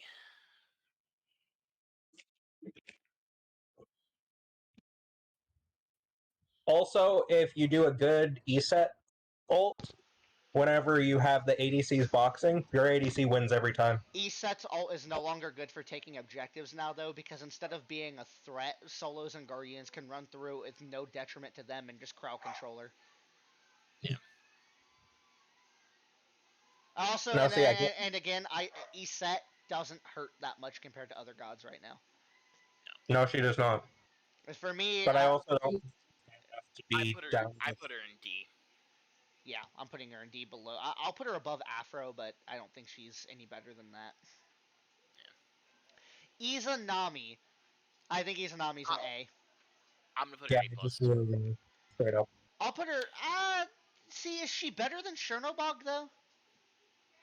I say yes because she has the double hit. True. Now, see, I think they're mistaken because Chernobog actually has an ability that can full clear wave, whereas Iza's 2 never full clears wave. But she doesn't need it because of her passive. Like, Iza doesn't need wave clear abilities. I know, but that's why they're equal, in my opinion. Honestly, I think I'm going to slap Iza in. I'm going to put her in A, but I'm going to put her right below Chernobog. I don't quite think she's better than Chernobog right now. I Yanus. think Yanus was prevalent for a while. I think Yanus is still an A plus mid just because of how the viability and all the uses that his portals have. And the fact that he's still a high damage character. I'm gonna say A, but he's not better than Hera because I have Hera in A. No, I definitely say he's better than Hera because Hera can only. Oh, what the fuck did I do? yeah. What the fuck did I do? Oh, thank God it saved it. Yeah. I definitely think he's better than Hera though, just off of mobility alone.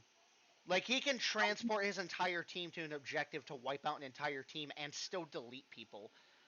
Okay, you're right. Yeah. Okay, I'll move him above Hera then. Yeah, because I didn't think about like the ult being used to transport. Yeah, which is the main purpose of it. I'll even say he's better than Baba and Agni because I think he's better in his role than Cerb is a solo. Yeah. Wow, what is going on with this webpage? Hello?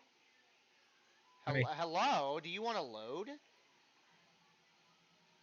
Survey says no. I think I actually have to reload the page. I think it just broke on me. Why the fuck is my browser just like fucking dying? What the fuck? Control Alt Delete. No, I'm fine. Also, Jing Wei. Jing, Jingy thingy, I threw her an A minus. I think she's a B plus. I don't think she's better than Hachi right now. No, I gave her A minus simply because farming for hunters is so strong right now. If you can get an early farm, that is fantastic. What? And the Hold fact she on. can multi-hit, Hold on. What the get fuck is going on with the website? This is pissing me off. Let me copy the link just in case. Are you gonna fucking load this time? Holy fuck. Wow, it didn't even save some of my selections. Okay, that's weird. Anyway, Jing Wei. I think honestly she is a C plus. I think she's right around there with Cupid.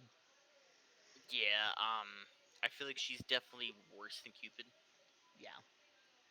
because her ult is Because just so easy to miss. because Jing Wei's designed to be crit based, and right now crit just doesn't work. No. no, that's what I was going to get at actually, is because her 2 gives her the ability to crit, you can throw in a Deathbringer, still get 50% chance to crit on the bow build rather than getting a Kins. So Believe it. depending on whether or not they have a really health-based tank or not, that gives her changeability, which makes her very viable. 3 things. 1, you actually don't get Kins in the bow build. You get Kins or Aussie, depending on who you're going No, against. you only get Aussie. No, you never get Kins. The reason you don't get Kins is you actually lose a fuck ton of damage by not having all the bows. You literally do less damage with Kins. That's how strong the bows No, are right now.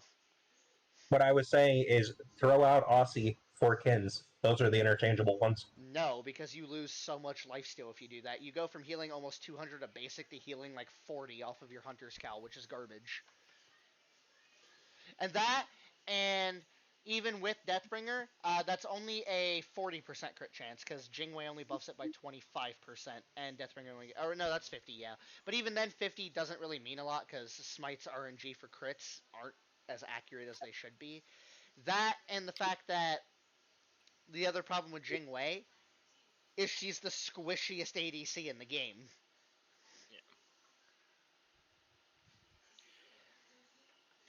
Jormungandr. I'm gonna honestly say Yorm is. We're going to be rating Yorm as a solo. A solo. D minus. He I'm is gonna useless. say. I'm gonna say an A. I wouldn't quite. I would put him at B plus. I wouldn't say he's better than Cthulhu, but I'd say he's a step below him. I just say A because he kind of is a counter to Athena. And yeah, she's a must ban, but if you let her through and you pick Yorm, Athena Yes, can't but do much. that puts him in the category of the sea gods that we were talking about earlier, where he's only useful in that one particular situation. No, Other than that, no. Actually, I'll say this. I'm gonna put him in A because look at our A plus. Yanus, Hercules, Baba, That is true. Cerberus. That man is a counter to Kucalen, literally all of them. They can't ult him or do any significant forms of their CC to him.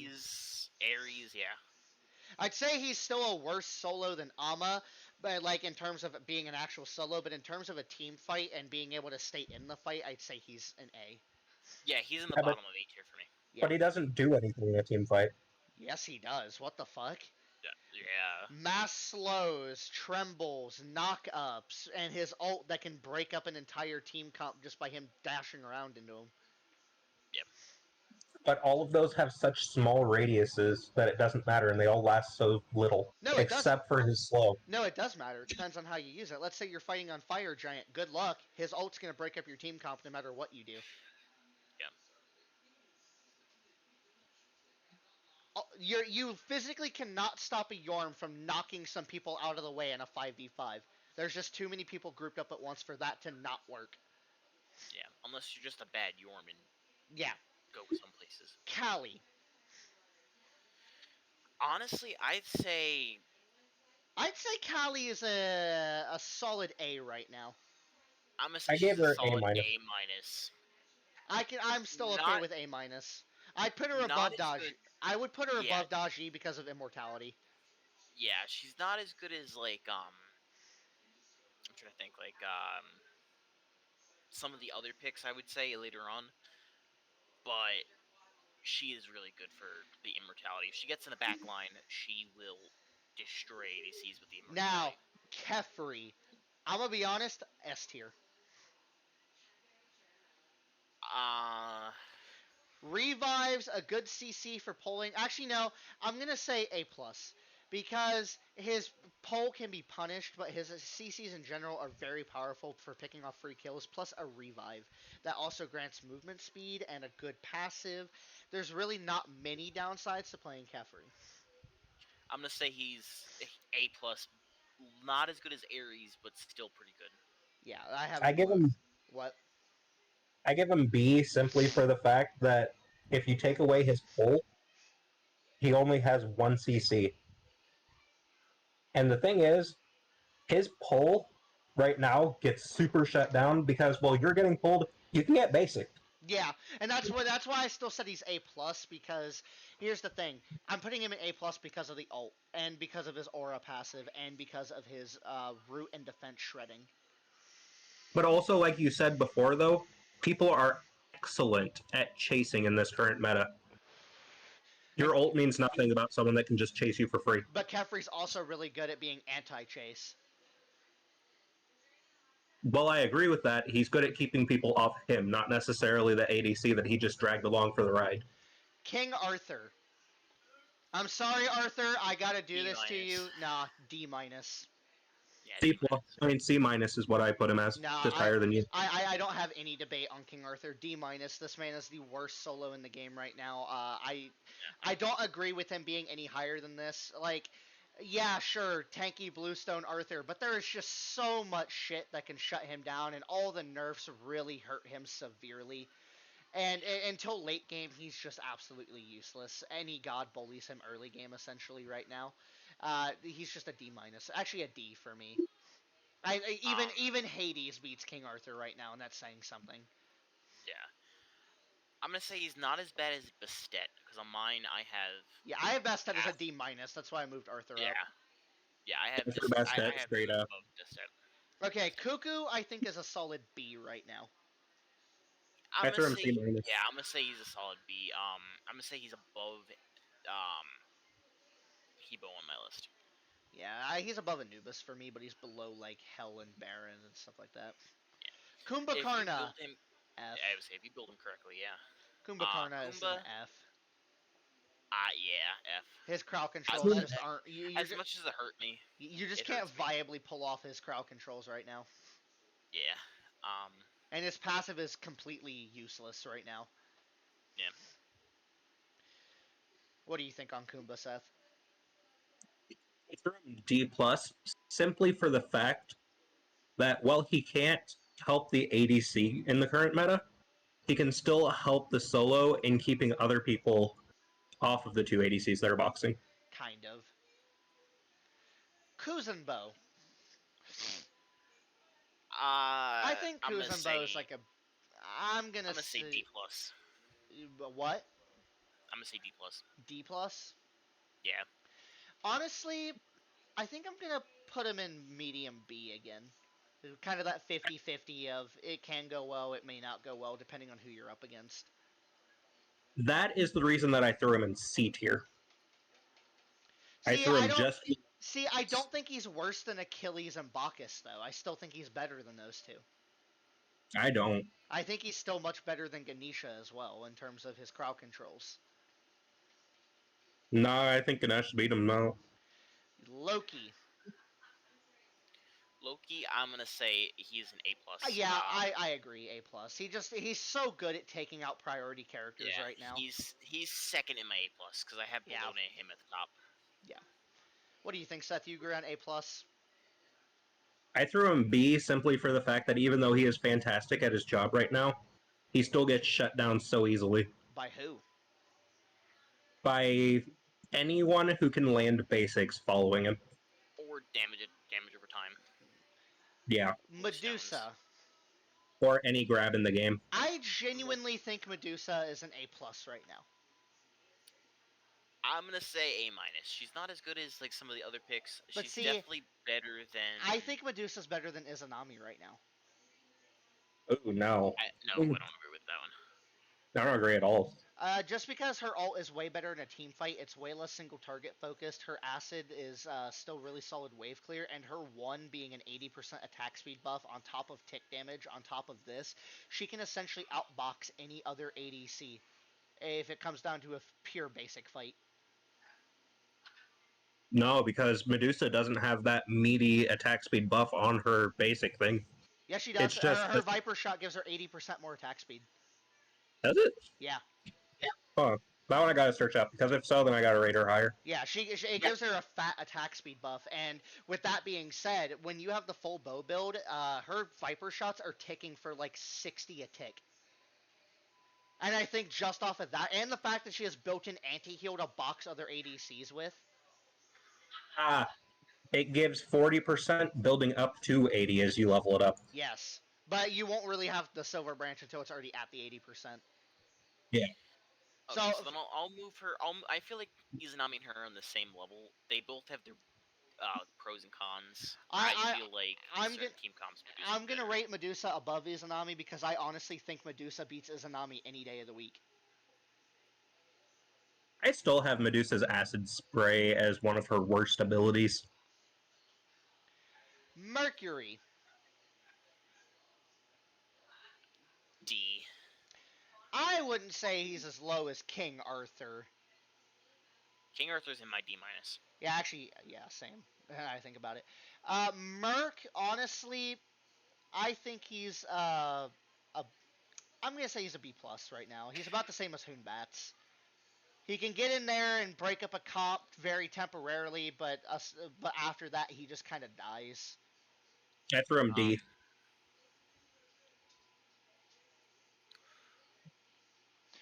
Merlin.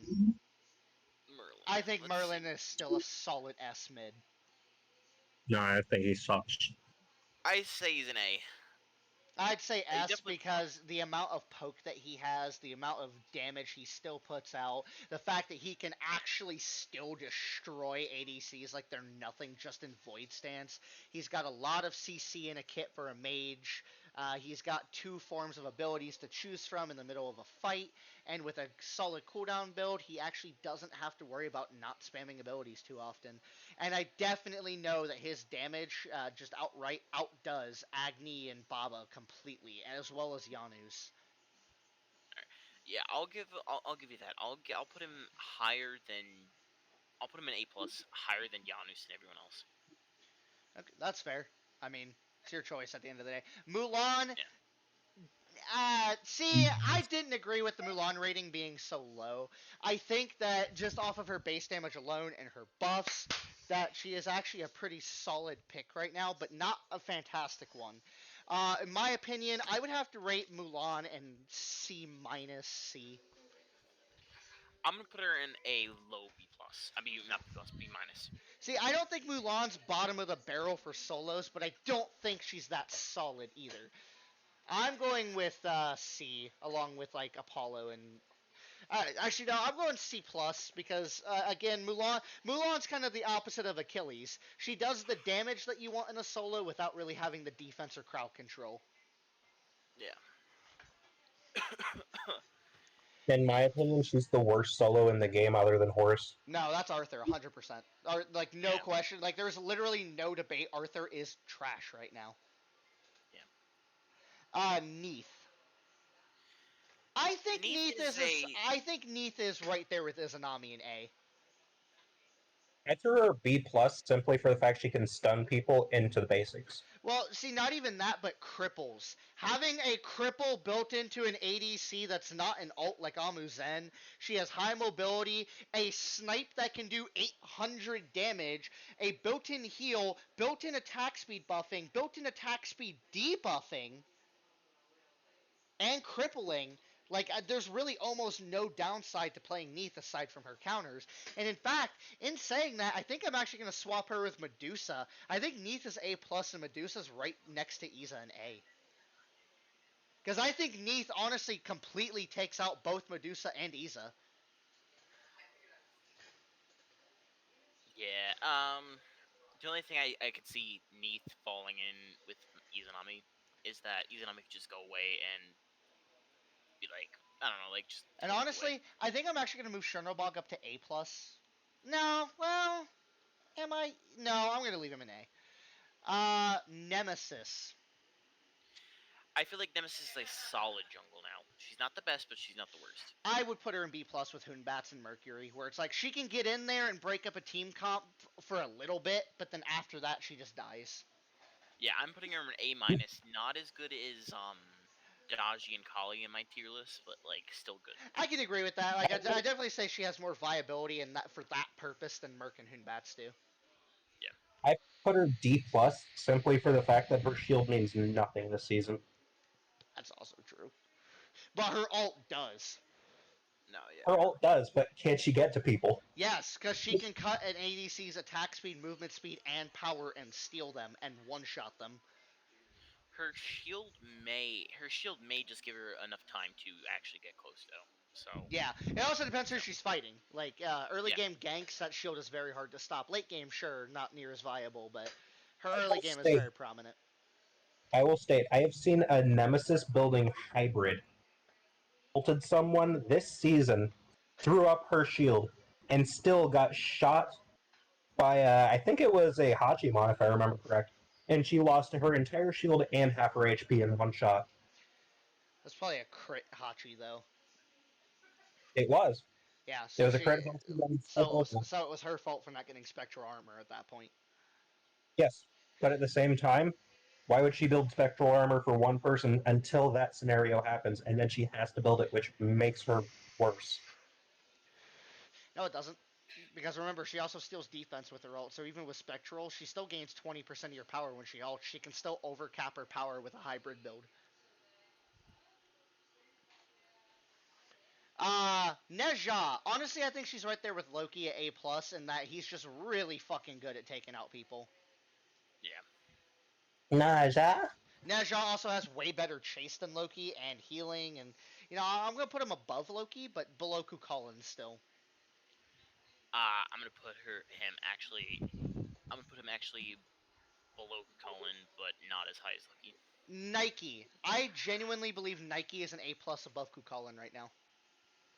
Simply because of her, hey, guess what, shield. The shield, the disarm, the high mobility leap into a knockup, and the fat health shield into a slow.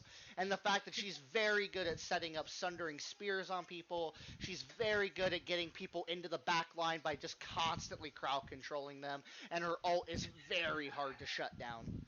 In fact, Yeah. honestly, I think personally. Well, no, because her one is also easy to shut down as well, though. So that's why I'm not putting her in S. But also her team buffing as well is just fantastic. Nox. Nox, I gotta put you in D. Yeah. Well, unless, are we rating her as a mid or a support? Mid. Mid. Okay, then D. Yeah. You don't really see her as a support anymore. Well, Yeah, support should be good. her kit just takes too long to do damage. Yeah, right, it does. Right now, quick and painful is what you want, not slow and deadly. Plus, her kit is probably one of the harder kits in the game to land because straight line ability. Yeah, and her ult is literally a worse Discordia ult. Yeah. Nuwa. Honestly, again, I'm gonna put Nuwa on D. Nuwa, no, listen. Yeah, Nuwa does a lot of damage, but she can only kill one person. Yeah. And that's really bad for a mid right now. In fact, I'm going to put her in D-. No, D, because Nox is kind of the same way. Odin, S+. Can I make a quick note about Nox real quick, though? I was trying to make it a second ago. What was that? In my opinion, I think that what Nox really needs right now, and what would make her an actually good god without being super overpowered because it's not changing her base kit, it would still be the exact same kit. But what I think she needs is her ult to be like Circuit ult, where if you get hit by it, you cannot heal. Yeah, that would make sense, or at least some kind of heal cutting. Now, Odin, S+, #1 solo in the game, no question. Yeah. Odin's cage is so detrimental right now to anyone unfortunate enough to get hit by it. Yeah. I put Odin A+ to match with Bologna, simply for the fact that that was the highest that I put any solo. Oh no, Odin completely destroys Bologna right now, and Bologna can run through a team. Odin completely destroys her right now. A plus was the highest that I put a solo. That's fair. Olarun, C. Just mage ADC, C. Now, does Olerin slow attack speed in his ult? No, but he can actually overcap attack. Well, yes, he does, because he technically slows their animation by half. And he can overcap max attack speed using his ult. Actually, I'll put him in C, because in terms of a team fight, his ult can be useful. But in terms of just a god that does damage, he still falls very short of an actual ADC. But I'd say he's better than Kronos and Freya. I'm putting him in C+, because Kronos and Freya are C-. I wouldn't say Olarin's as good as, like, Cupid or anything like that, though. No, he's on low C+. Yeah, I have him in low C. Osiris, S+. Or S. Depends on the role. If you're going a If we're rating him as a jungle, he's an S+ right now. If we're rating him as a solo, he'd still be an S. Yeah. Where do you guys want to put him? Do you want to put him up there with Odin, Athena, Artemis, or do you want to put him down there with Aries and Fenrir or Bologna? I'm gonna put him S+. S+? Yeah, I can agree with that. I think Osiris is a massive issue right now. Yeah. What about you, Seth? Honestly, I haven't been seeing Osiris, so I went off of what I had been seeing and threw him in B tier. But if you guys say S+, then I'll agree with you. What do you mean, though? We've seen Osiris as like half our games the past couple days. Yes, but every time I see them, they aren't doing anything to me. Oh. Pele. Pele. I think I'm I gonna say A. No, she suffers that problem of not being able to get in. I think she's B+, like Hoon Bats and Merc, where she can get in there and do some work. If she gets in, yeah. If she gets in and uses her ult on a ADC and knocks, doesn't she have a knock up in her kit? Yeah, and like she can get a kill, but she's also like Merc and Hoon Bats. Once her shit's down, she just dies. Though she does still work fantastically with Aussie. Yeah. Persephone. Persephone. Now, I know people ranked you super high because of your ult, but based on the rest of your kit, aside from your ult being amazing in team fights, I think I'd say she's an A above Hera. No. That completely gets shut down by ADCs now. 4 hits. Yes and no. Well, actually, yeah, it does just get shut down. Really, I'd say she's worse than Hell in B+. I'm gonna put her in B. She's not as good as Cuckoo, I feel like, because Cuckoo has Tornado, it can kind of go, like, sit back. Yeah, I can agree with that. Poseidon. Yeah. I think Poseidon is a solid A right now. Are we thinking about Poseidon running an ADC build or an actual mid build? Mid build. Okay. I would say he's a solid A right there with Hera. They both have that same scenario of like their ult combo is a fucking menace. Yeah, knock up and stun, that's... Yeah, I'll agree with you on that. I threw him C+, though, if you're thinking of him as an ADC. C+ as an ADC, you said? Yeah. Yeah, no, I would agree on that. Ra, I would say Ra is like a solid A. I wouldn't put him up there with Yanus, Baba, and Agni. But I'd put him at A-, honestly. I don't think he's as good as Poseidon or Hera right now.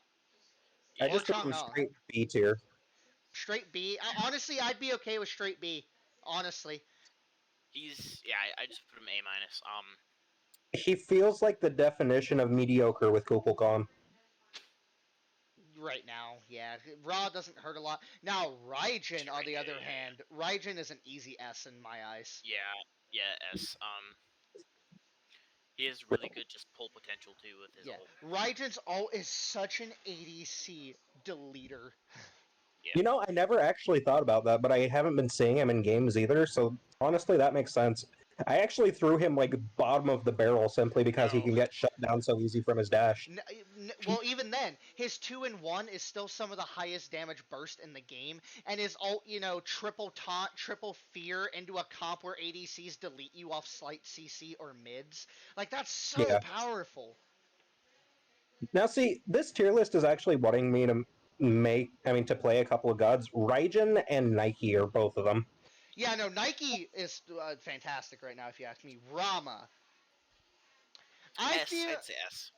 Uh, yeah, I'd say he's just like the step below Artemis with his general damage output with that new meta. Yeah. I threw him A minus because I don't think he's as good as Neith or Izanami. And honestly, I kind of agree. I think I'll put him in A, but I think I'm gonna put him below Iza and above Medusa. I'm gonna keep him in S. I still Actually, feel like he's actually, he's safer. I'm actually gonna put Iza above Chernobog as well. I feel like he's safer than Neith. He's not though, No. because Neith True, but has I mean, like, cripples and Neith has a lot of anti-aggro, whereas Rama just has slows and temporary slows at that. Hold yeah, on, but I he have also to. has a. That's true. Hold That's on. only if he has his special arrows can he cripple. Hold Yeah, on. I'm gonna put him in That cracked me up way too much to not point it out. What?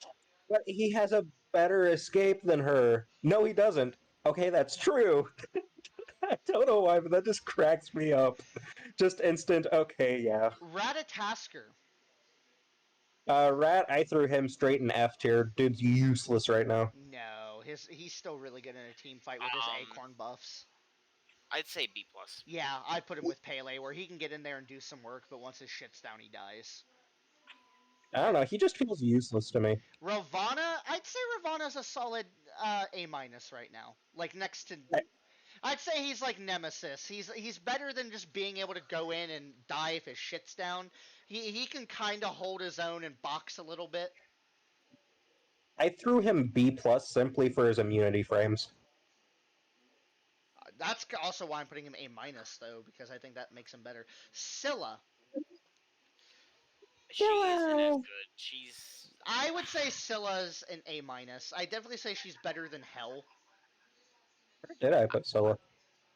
I'm gonna put her. I'm gonna put her B plus, better than Cell. But better Ah, than Hell. Yeah. that's where I put her. I threw her straight B. I Serket. threw her ahead of her. Serket. I think Serket is a solid A right now. Solid A. Not as good as Loki, but still really good pick. Yeah, she's very good at dealing with a lot of variety of people. Set. I think Set is a. Oh, I put her in A plus on accident. I think Set right now is a like an A minus. I threw him A simply because he can actually box ADCs if he runs pretty much the same build. No, he can't. That's the problem. ADCs get way more benefit from it than he does still. Nah, his ult, man. But you also forget they have ults, and his ult doesn't make him immune to anything. It only gives him movement speed. Yeah. No, it also gives him uncapped attack speed. No, it doesn't. I swear it does. Hold No, up. his ult makes him have uncapped sand minions. Hold on. No, his ult gives him uncapped sand minions. Because every 4 hits that you land fully charges a sand minion and heals you, and then if you're over the amount of like 2 charges, every time you land 4 hits, you just spawn a sand minion out of the ground. He has infinite sand minions, but he does not have infinite attack speed. There is no god that gets that, not even Olerin. I could have sworn that that was the unique thing about him. No, it's literally just movement No, speed and that's what I marker was set. thinking of was his passive, the thing where he ends up Gaining attack speed from getting. landing basics. Yeah, that one. But don't forget, Ichavolt also cuts attack speed right now, and that's also assuming that Set can get on them without them realizing he's getting on them. Yeah.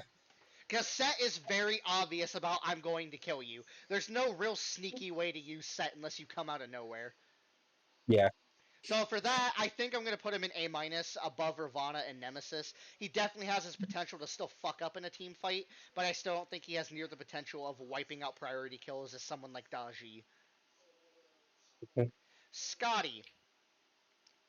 D. I Yeah. put her same as Set, actually. Simply No, because her dog. but see, full Bobo Attack speed. completely shuts down the dog. And Scotty doesn't Yes. have any self-buffing attack speed moves. Honestly, I would have to put her around Heim because they're essentially the same character in how they play. Very heavy ability damage with some basics mixed in. And honestly, Scotty just doesn't stack up to other gods. I'd say she's still worse than on her. Yeah. No, she has an attack speed buff. Only on her. No, she doesn't. She has a movement speed buff on her 3. She gains power when Calder dies, and she gains movement speed when she walks in her ice, and she has a slow and a rogue. Oh no! I see where I messed up. Calder gains attack speed. Yeah, He gains attack speed based off of Scotty. yeah. Sobek. I think Sobek is an S right now. Sobek, Sobek. yeah, Sobek's pluck, even in support, is massive. That pluck is the difference between life and death for an ADC if they don't have beads. As well as he's even one of the best solos right now, for the same reason. That pluck is fucking detrimental, and his ult is still really solid for holding people down.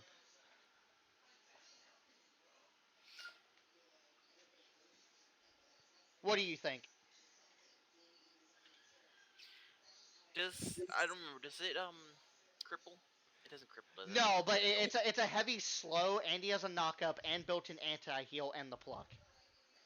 Yeah, but I feel like And it doesn't stack mitigations in up. his ult. Yeah, and the It doesn't mitigations. That's what made stack. him good. Yeah, but I feel like it doesn't stack up to like Izanami, Neath, Medusa that all have dashes to get out. But that's the Just one thing. He's grenade. actually a counter to them because you know why? He can tail whip them out of their dash. That is Yeah. true. That's what I'm saying. After he plucks, if he just immediately clicks tail whip, if they try to dash, he'll just knock him right back into you. Yeah, if he can't hold them down, he. But I see, don't know. this is assuming these are both good players and the Sobek knows how to deal with dashes. Yes, yes. Yeah. If the Sobek knows So how to deal with dashes, I don't think they stand a chance if he throws them into someone. I feel like if you're a good Sobek player, S. If Plus, you're a plus Josh, bad Sobek player, plus Josh, MS. that's also a bold assumption that they even survive hitting the ground from the pluck, which lasts like 2 seconds. Yes, yes. May I ask a question? What's that? Looking at your stream, what is the crap that's sitting in the top of each side of your screen? What do you mean? Oh, that's his chat and stuff like that. Oh, Just okay. Yeah. Wait, you guys can see my overlay? Yeah, Yeah. because you're screen sharing for us. Oh, yeah. That's just so I can see my feed and my chat and stuff. This is the overlay I use to see my stuff in game. Yeah, I legit didn't know what it was. I just saw everything was blurry and it was bugging me to stare at. Now, Soul, on the other hand, is actually considered to be one of the top mids right now. Oh. I would say Soul is definitely better than I like haven't seen a lot of soul mids though to like base my opinion. yeah, because everyone's playing Morgan Le Fay. Yeah. Yeah. I would definitely say Soul is better than Poseidon and Hera though, just because her sheer I can damage see why, output yeah. right now is insane. I agree with that. I could see why, because just a basic attacks too. Just Sun I'm so seeing Morgan. Sun Wukong. I also think Sun Wukong is an A. I don't think he's as good as like Kucalen or Odin, but he's just a very solid pick. I threw him in D actually because he doesn't feel strong. He just feels kind of pokey, and then oh no, I'm hurt, run away, and then come back later. Well, he's actually very strong in the fact that he actually has some of the longest like duration of a team fight than most gods. I'm gonna put him in B plus. Above Erlang though. I'm gonna put him in A, just as a thing. Susano F. Yeah, I threw him in F too. Yeah, I don't think an explanation's needed Yes, there. Man he's just been F doesn't for a hurt. little bit. Sylvanas.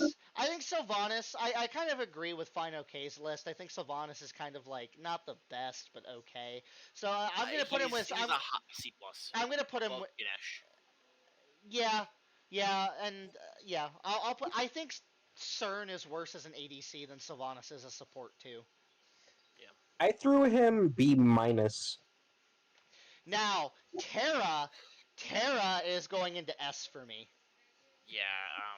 Solo. I've seen the gameplay of her solo. Ooh, Well, not only that, but her ult in team fights right now is so unbelievably disgusting.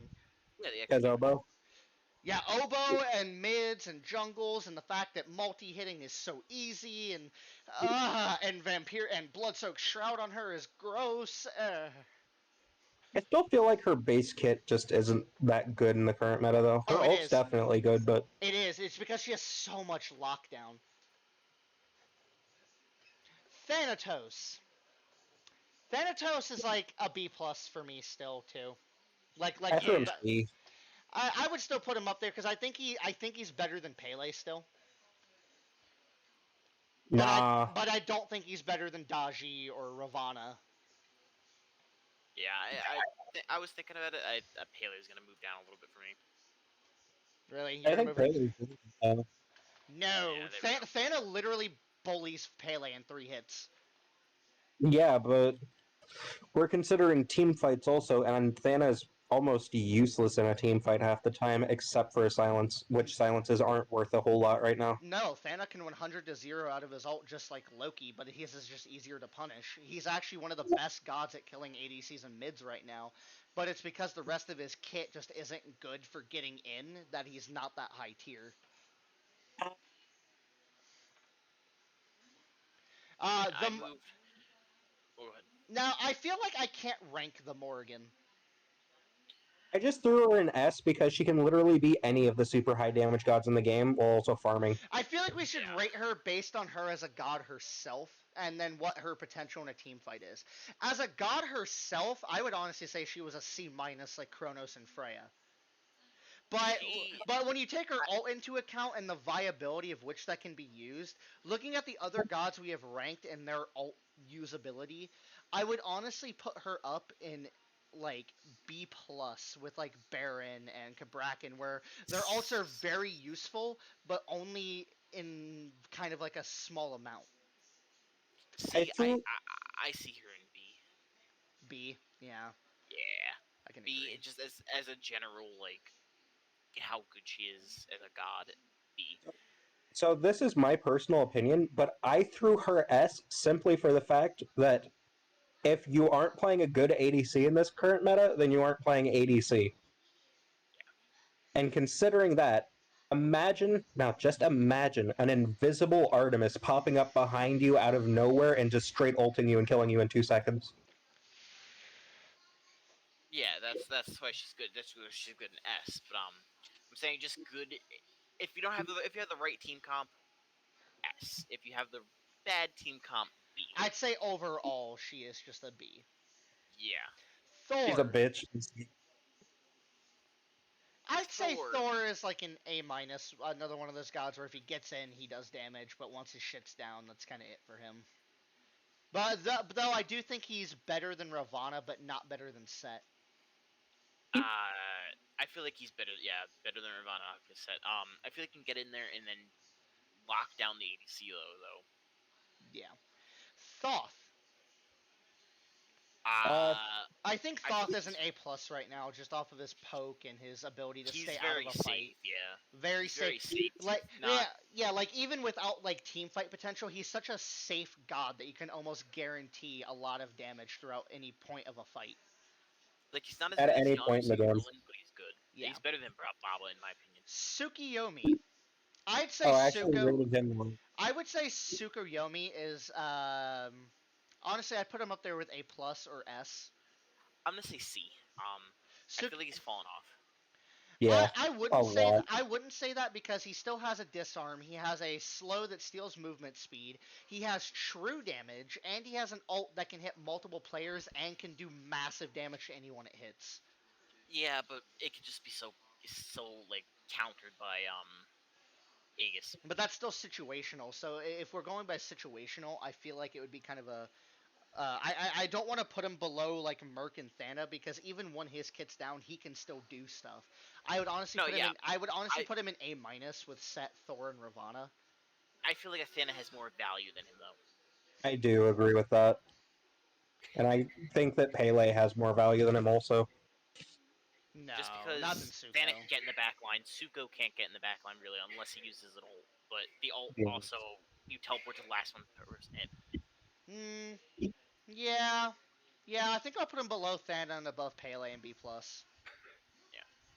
Tier. D plus. I know. I think Tier's an A right now. He's got really good crowd control to just like hold people down temporarily, and again, he's a solid pick. Now, I'm gonna actually move Tier down to A minus because late game he falls off dramatically. Yeah, Tier's late game's terrible right now. I would say A All minus right, for Tier. I'll give him the benefit of the doubt. I'll give him a solid B minus. I still don't think he's as good as Mulan or Artio, Yeah. but I feel like he's better than Guan All right. right now at least. Uller. Ruler. I think Uller's kind of in there with Cupid at like C plus. Yeah, C for me. Yeah. Where the fuck did I throw Drooler? Oh, we'll just move on. Vamana. I think Vamana is like an A minus right now with Tier. I threw him A because Vamana, he actually counters ADCs. but he doesn't, because like you said, anti-heal. Normally, it's not necessary for everyone to build it, but if you see a Vamana, literally build 100% anti-heal and he becomes useless. Yeah, Yeah, I but say he's go ahead. what I was going to say is, like you were saying earlier, though, supports don't build anti-heal anymore But there's near also as much. situations where they should. Like if you're fighting Afro, obviously everyone should have a little anti-heal. If you're fighting Yeah. Vamana, literally just get Cursed Ankh. Just get upgraded Cursed Ankh and he dies just for ulting. Yeah, And also if we put him up in A, that's also saying that Vamana's on equal grounds with Sun Wukong. he is. No, I don't think so. Sun I Wukong put is him much safer. I put him down in B plus. I'm not B plus, B minus. He's better than Guan. But see, I don't think he's. I don't think I feel he's like worse Guan than has Tyr. more value than him though. Yeah, that's why I have Tyr and B minus too. I have Mulan, Tyr, Guan, and him together. And honestly, yeah, I think I'm actually gonna swap Guan and Tyr. I think I'm gonna put Guan or Tyr in B and Guan in A minus, and put Vamana and Guan kind of together. Vulcan. I threw him in C C minus. minus.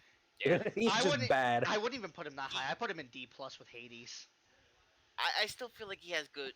Still feel like he's better than Hades though. No, because his ult is so fucking slow. Yeah, That's but why if you you put it point under blank it. you, yeah, if you put Yeah. it under you, it's better. Yeah. Vulcan's ult has always been better as a point blank ult. I can agree with C minus. Jablanque. Expo. I think that he's better than Jing Wei, but not. I think he's better than Cupid. I threw him B minus because he's better than on her. Yeah. No, I wouldn't say he's better than Hunter. I'd say he's right below on her, but above Scotty. He's better than Heim and Scotty, in my opinion. Yeah.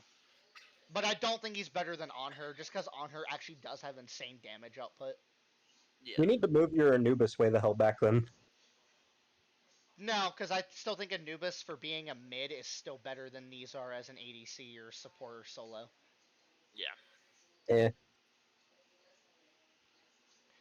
Jing Tian. Now, do we want to rate Jing Tian as a solo or a support? I feel like Doesn't support matter for me. He's still D. Honestly, I haven't played enough Jing to accurately tell you how he would perform, but based on the current meta and based on how well Jing performed last season when tanks were a meta, I'm actually going to put him in A minus. Yeah, I'm gonna put him in A minus. No, I'm gonna put him actually A. I feel like he is better than Cthulhu. See, I don't think he's worse better some of than the others. Cthulhu because Cthulhu is just way beefier than him with better damage. Well, yeah, but remember Cthulhu's ult. But Jing Tian has a better ult. Yeah. Jing Chen is budget Aries. Changed my mind. Kind of, yeah. Yeah. I can agree with that. Yamoja. Now, I don't agree with Yamoja being A or S or whatever because no. Yamoja's nerf, like, I get it, the group heals are massive, but I'm going to put her in A minus. Yeah. I threw her D plus because I just hate Yamoja. No, Yamoja's actually still pretty good, but I don't think that after her the nerfs, that aside from healing and a potential good use of her ult, that she really has a lot of viability. I'm putting her next to Baron. Baron's still better though, I feel, in my opinion. Ymir. I think Ymir is a solid A+. Yeah, I feel like he's one of the better supports, so I'm putting him up top. I would rank him as an A+ as a solo or a support. Yeah. His lockdown is insane. His lockdown is good. His damage is good. He's got the highest damage ult in the game. Frostbite's just a good passive. The walls are super useful. And, you know, he has his counters, but overall, he's a solid pick. Zeus, D-. Yeah. Zeus only hurts, and even his AoE moves are fairly close range to him, which is super bad in this meta for a god like him. I still feel like he's better than like Arachne and shit like that. Honestly, I still feel like I think he's equal to Hades. I'll put him in D+. I think he's similar to Hades in that regard. Yeah. Because I still feel like people will just kill him in his ult. Now, Zhang Kui, I am actually going to make an entirely new category for and just call it meme.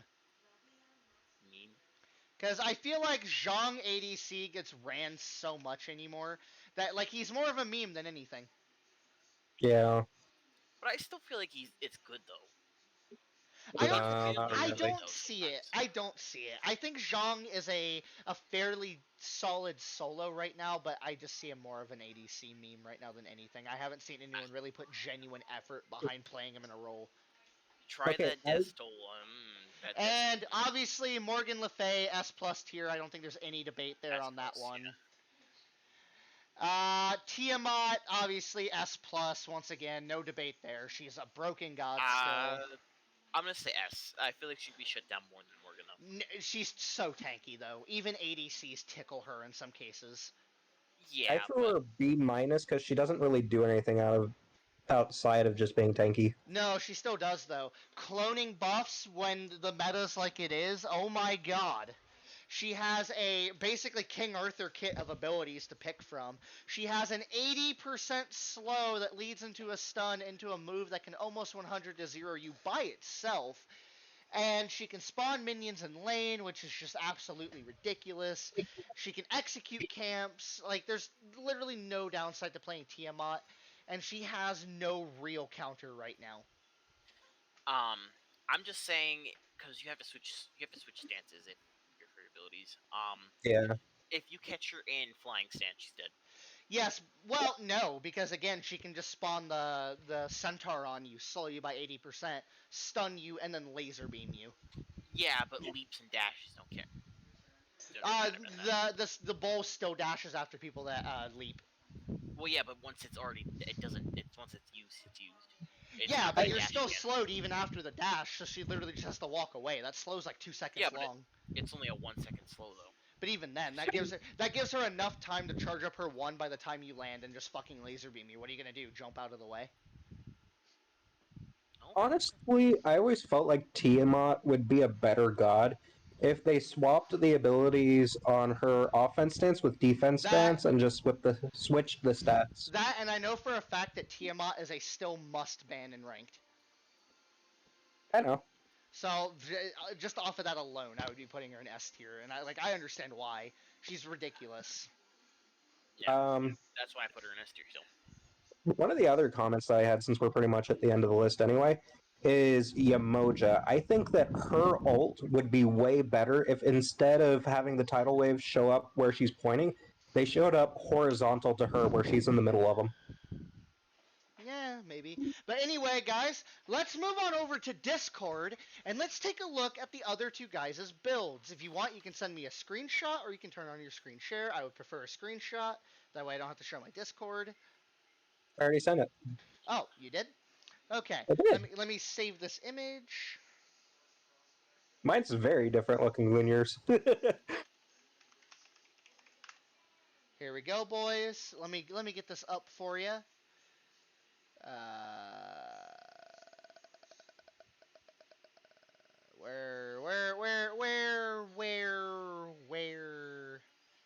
Where did I put it? I literally just had it. The fuck you mean?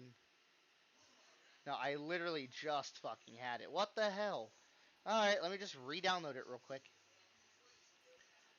Save image. 3D objects. Do it. I keep wanting to make music memes, and then I realize you're streaming, and then I just am sad to myself. So that's tier list. Alright, so let's open this in Paint because we can, and no one can stop me. Suck my dick. Josh, that's your job. No, I refuse. Alright, boys, let me change over the capture for you. So here on Sus tier list, we have Stuff that he doesn't agree with. Also, you aren't showing my tier list, Jeff. Just letting you know. I'm aware. I might just have to go to desktop capture real quick. Jeff's got them.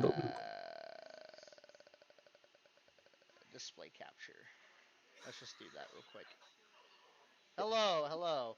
This is Seth's tier list for everyone interested. Take some time to let that one sink in. Oh my god, yeah, yours is very different. Oh, Jeff. Why do you have This is from a, Circuit and F? because, in my opinion, she is unplayable You also played her in Joust. as a meme because I find her unplayable, which I even stated. Hey, look, I'm glad we could have agreed on Agni, though. Alright, Josh, send me your screenshot. I'm trying.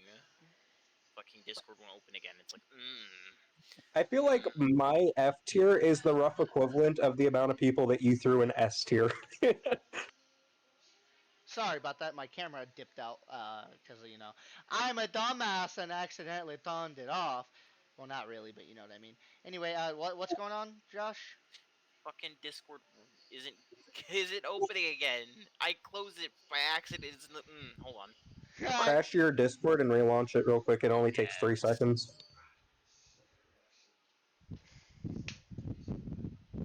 Sorry, boys, we'll have it up for you in just a second. Take that screeny, take that screeny, take that screeny, take that screeny. Da-da-da-da-da, take that screeny!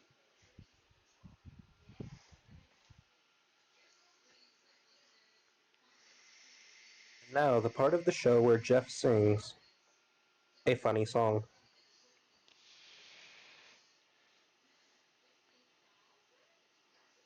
You didn't sing. You made me a liar to all the people who watch you. Yeah, I wanted that All to be your 7 billion reputation. of them. That's more people than are on fucking Earth. Exactly. Because your ass is out of this world. Stop it. You cringe lord. What the fuck? So glad that fell into place so well. What the fuck is Josh? He's loading, remember? Now he's online. Hello, Josh. Send me your screeny.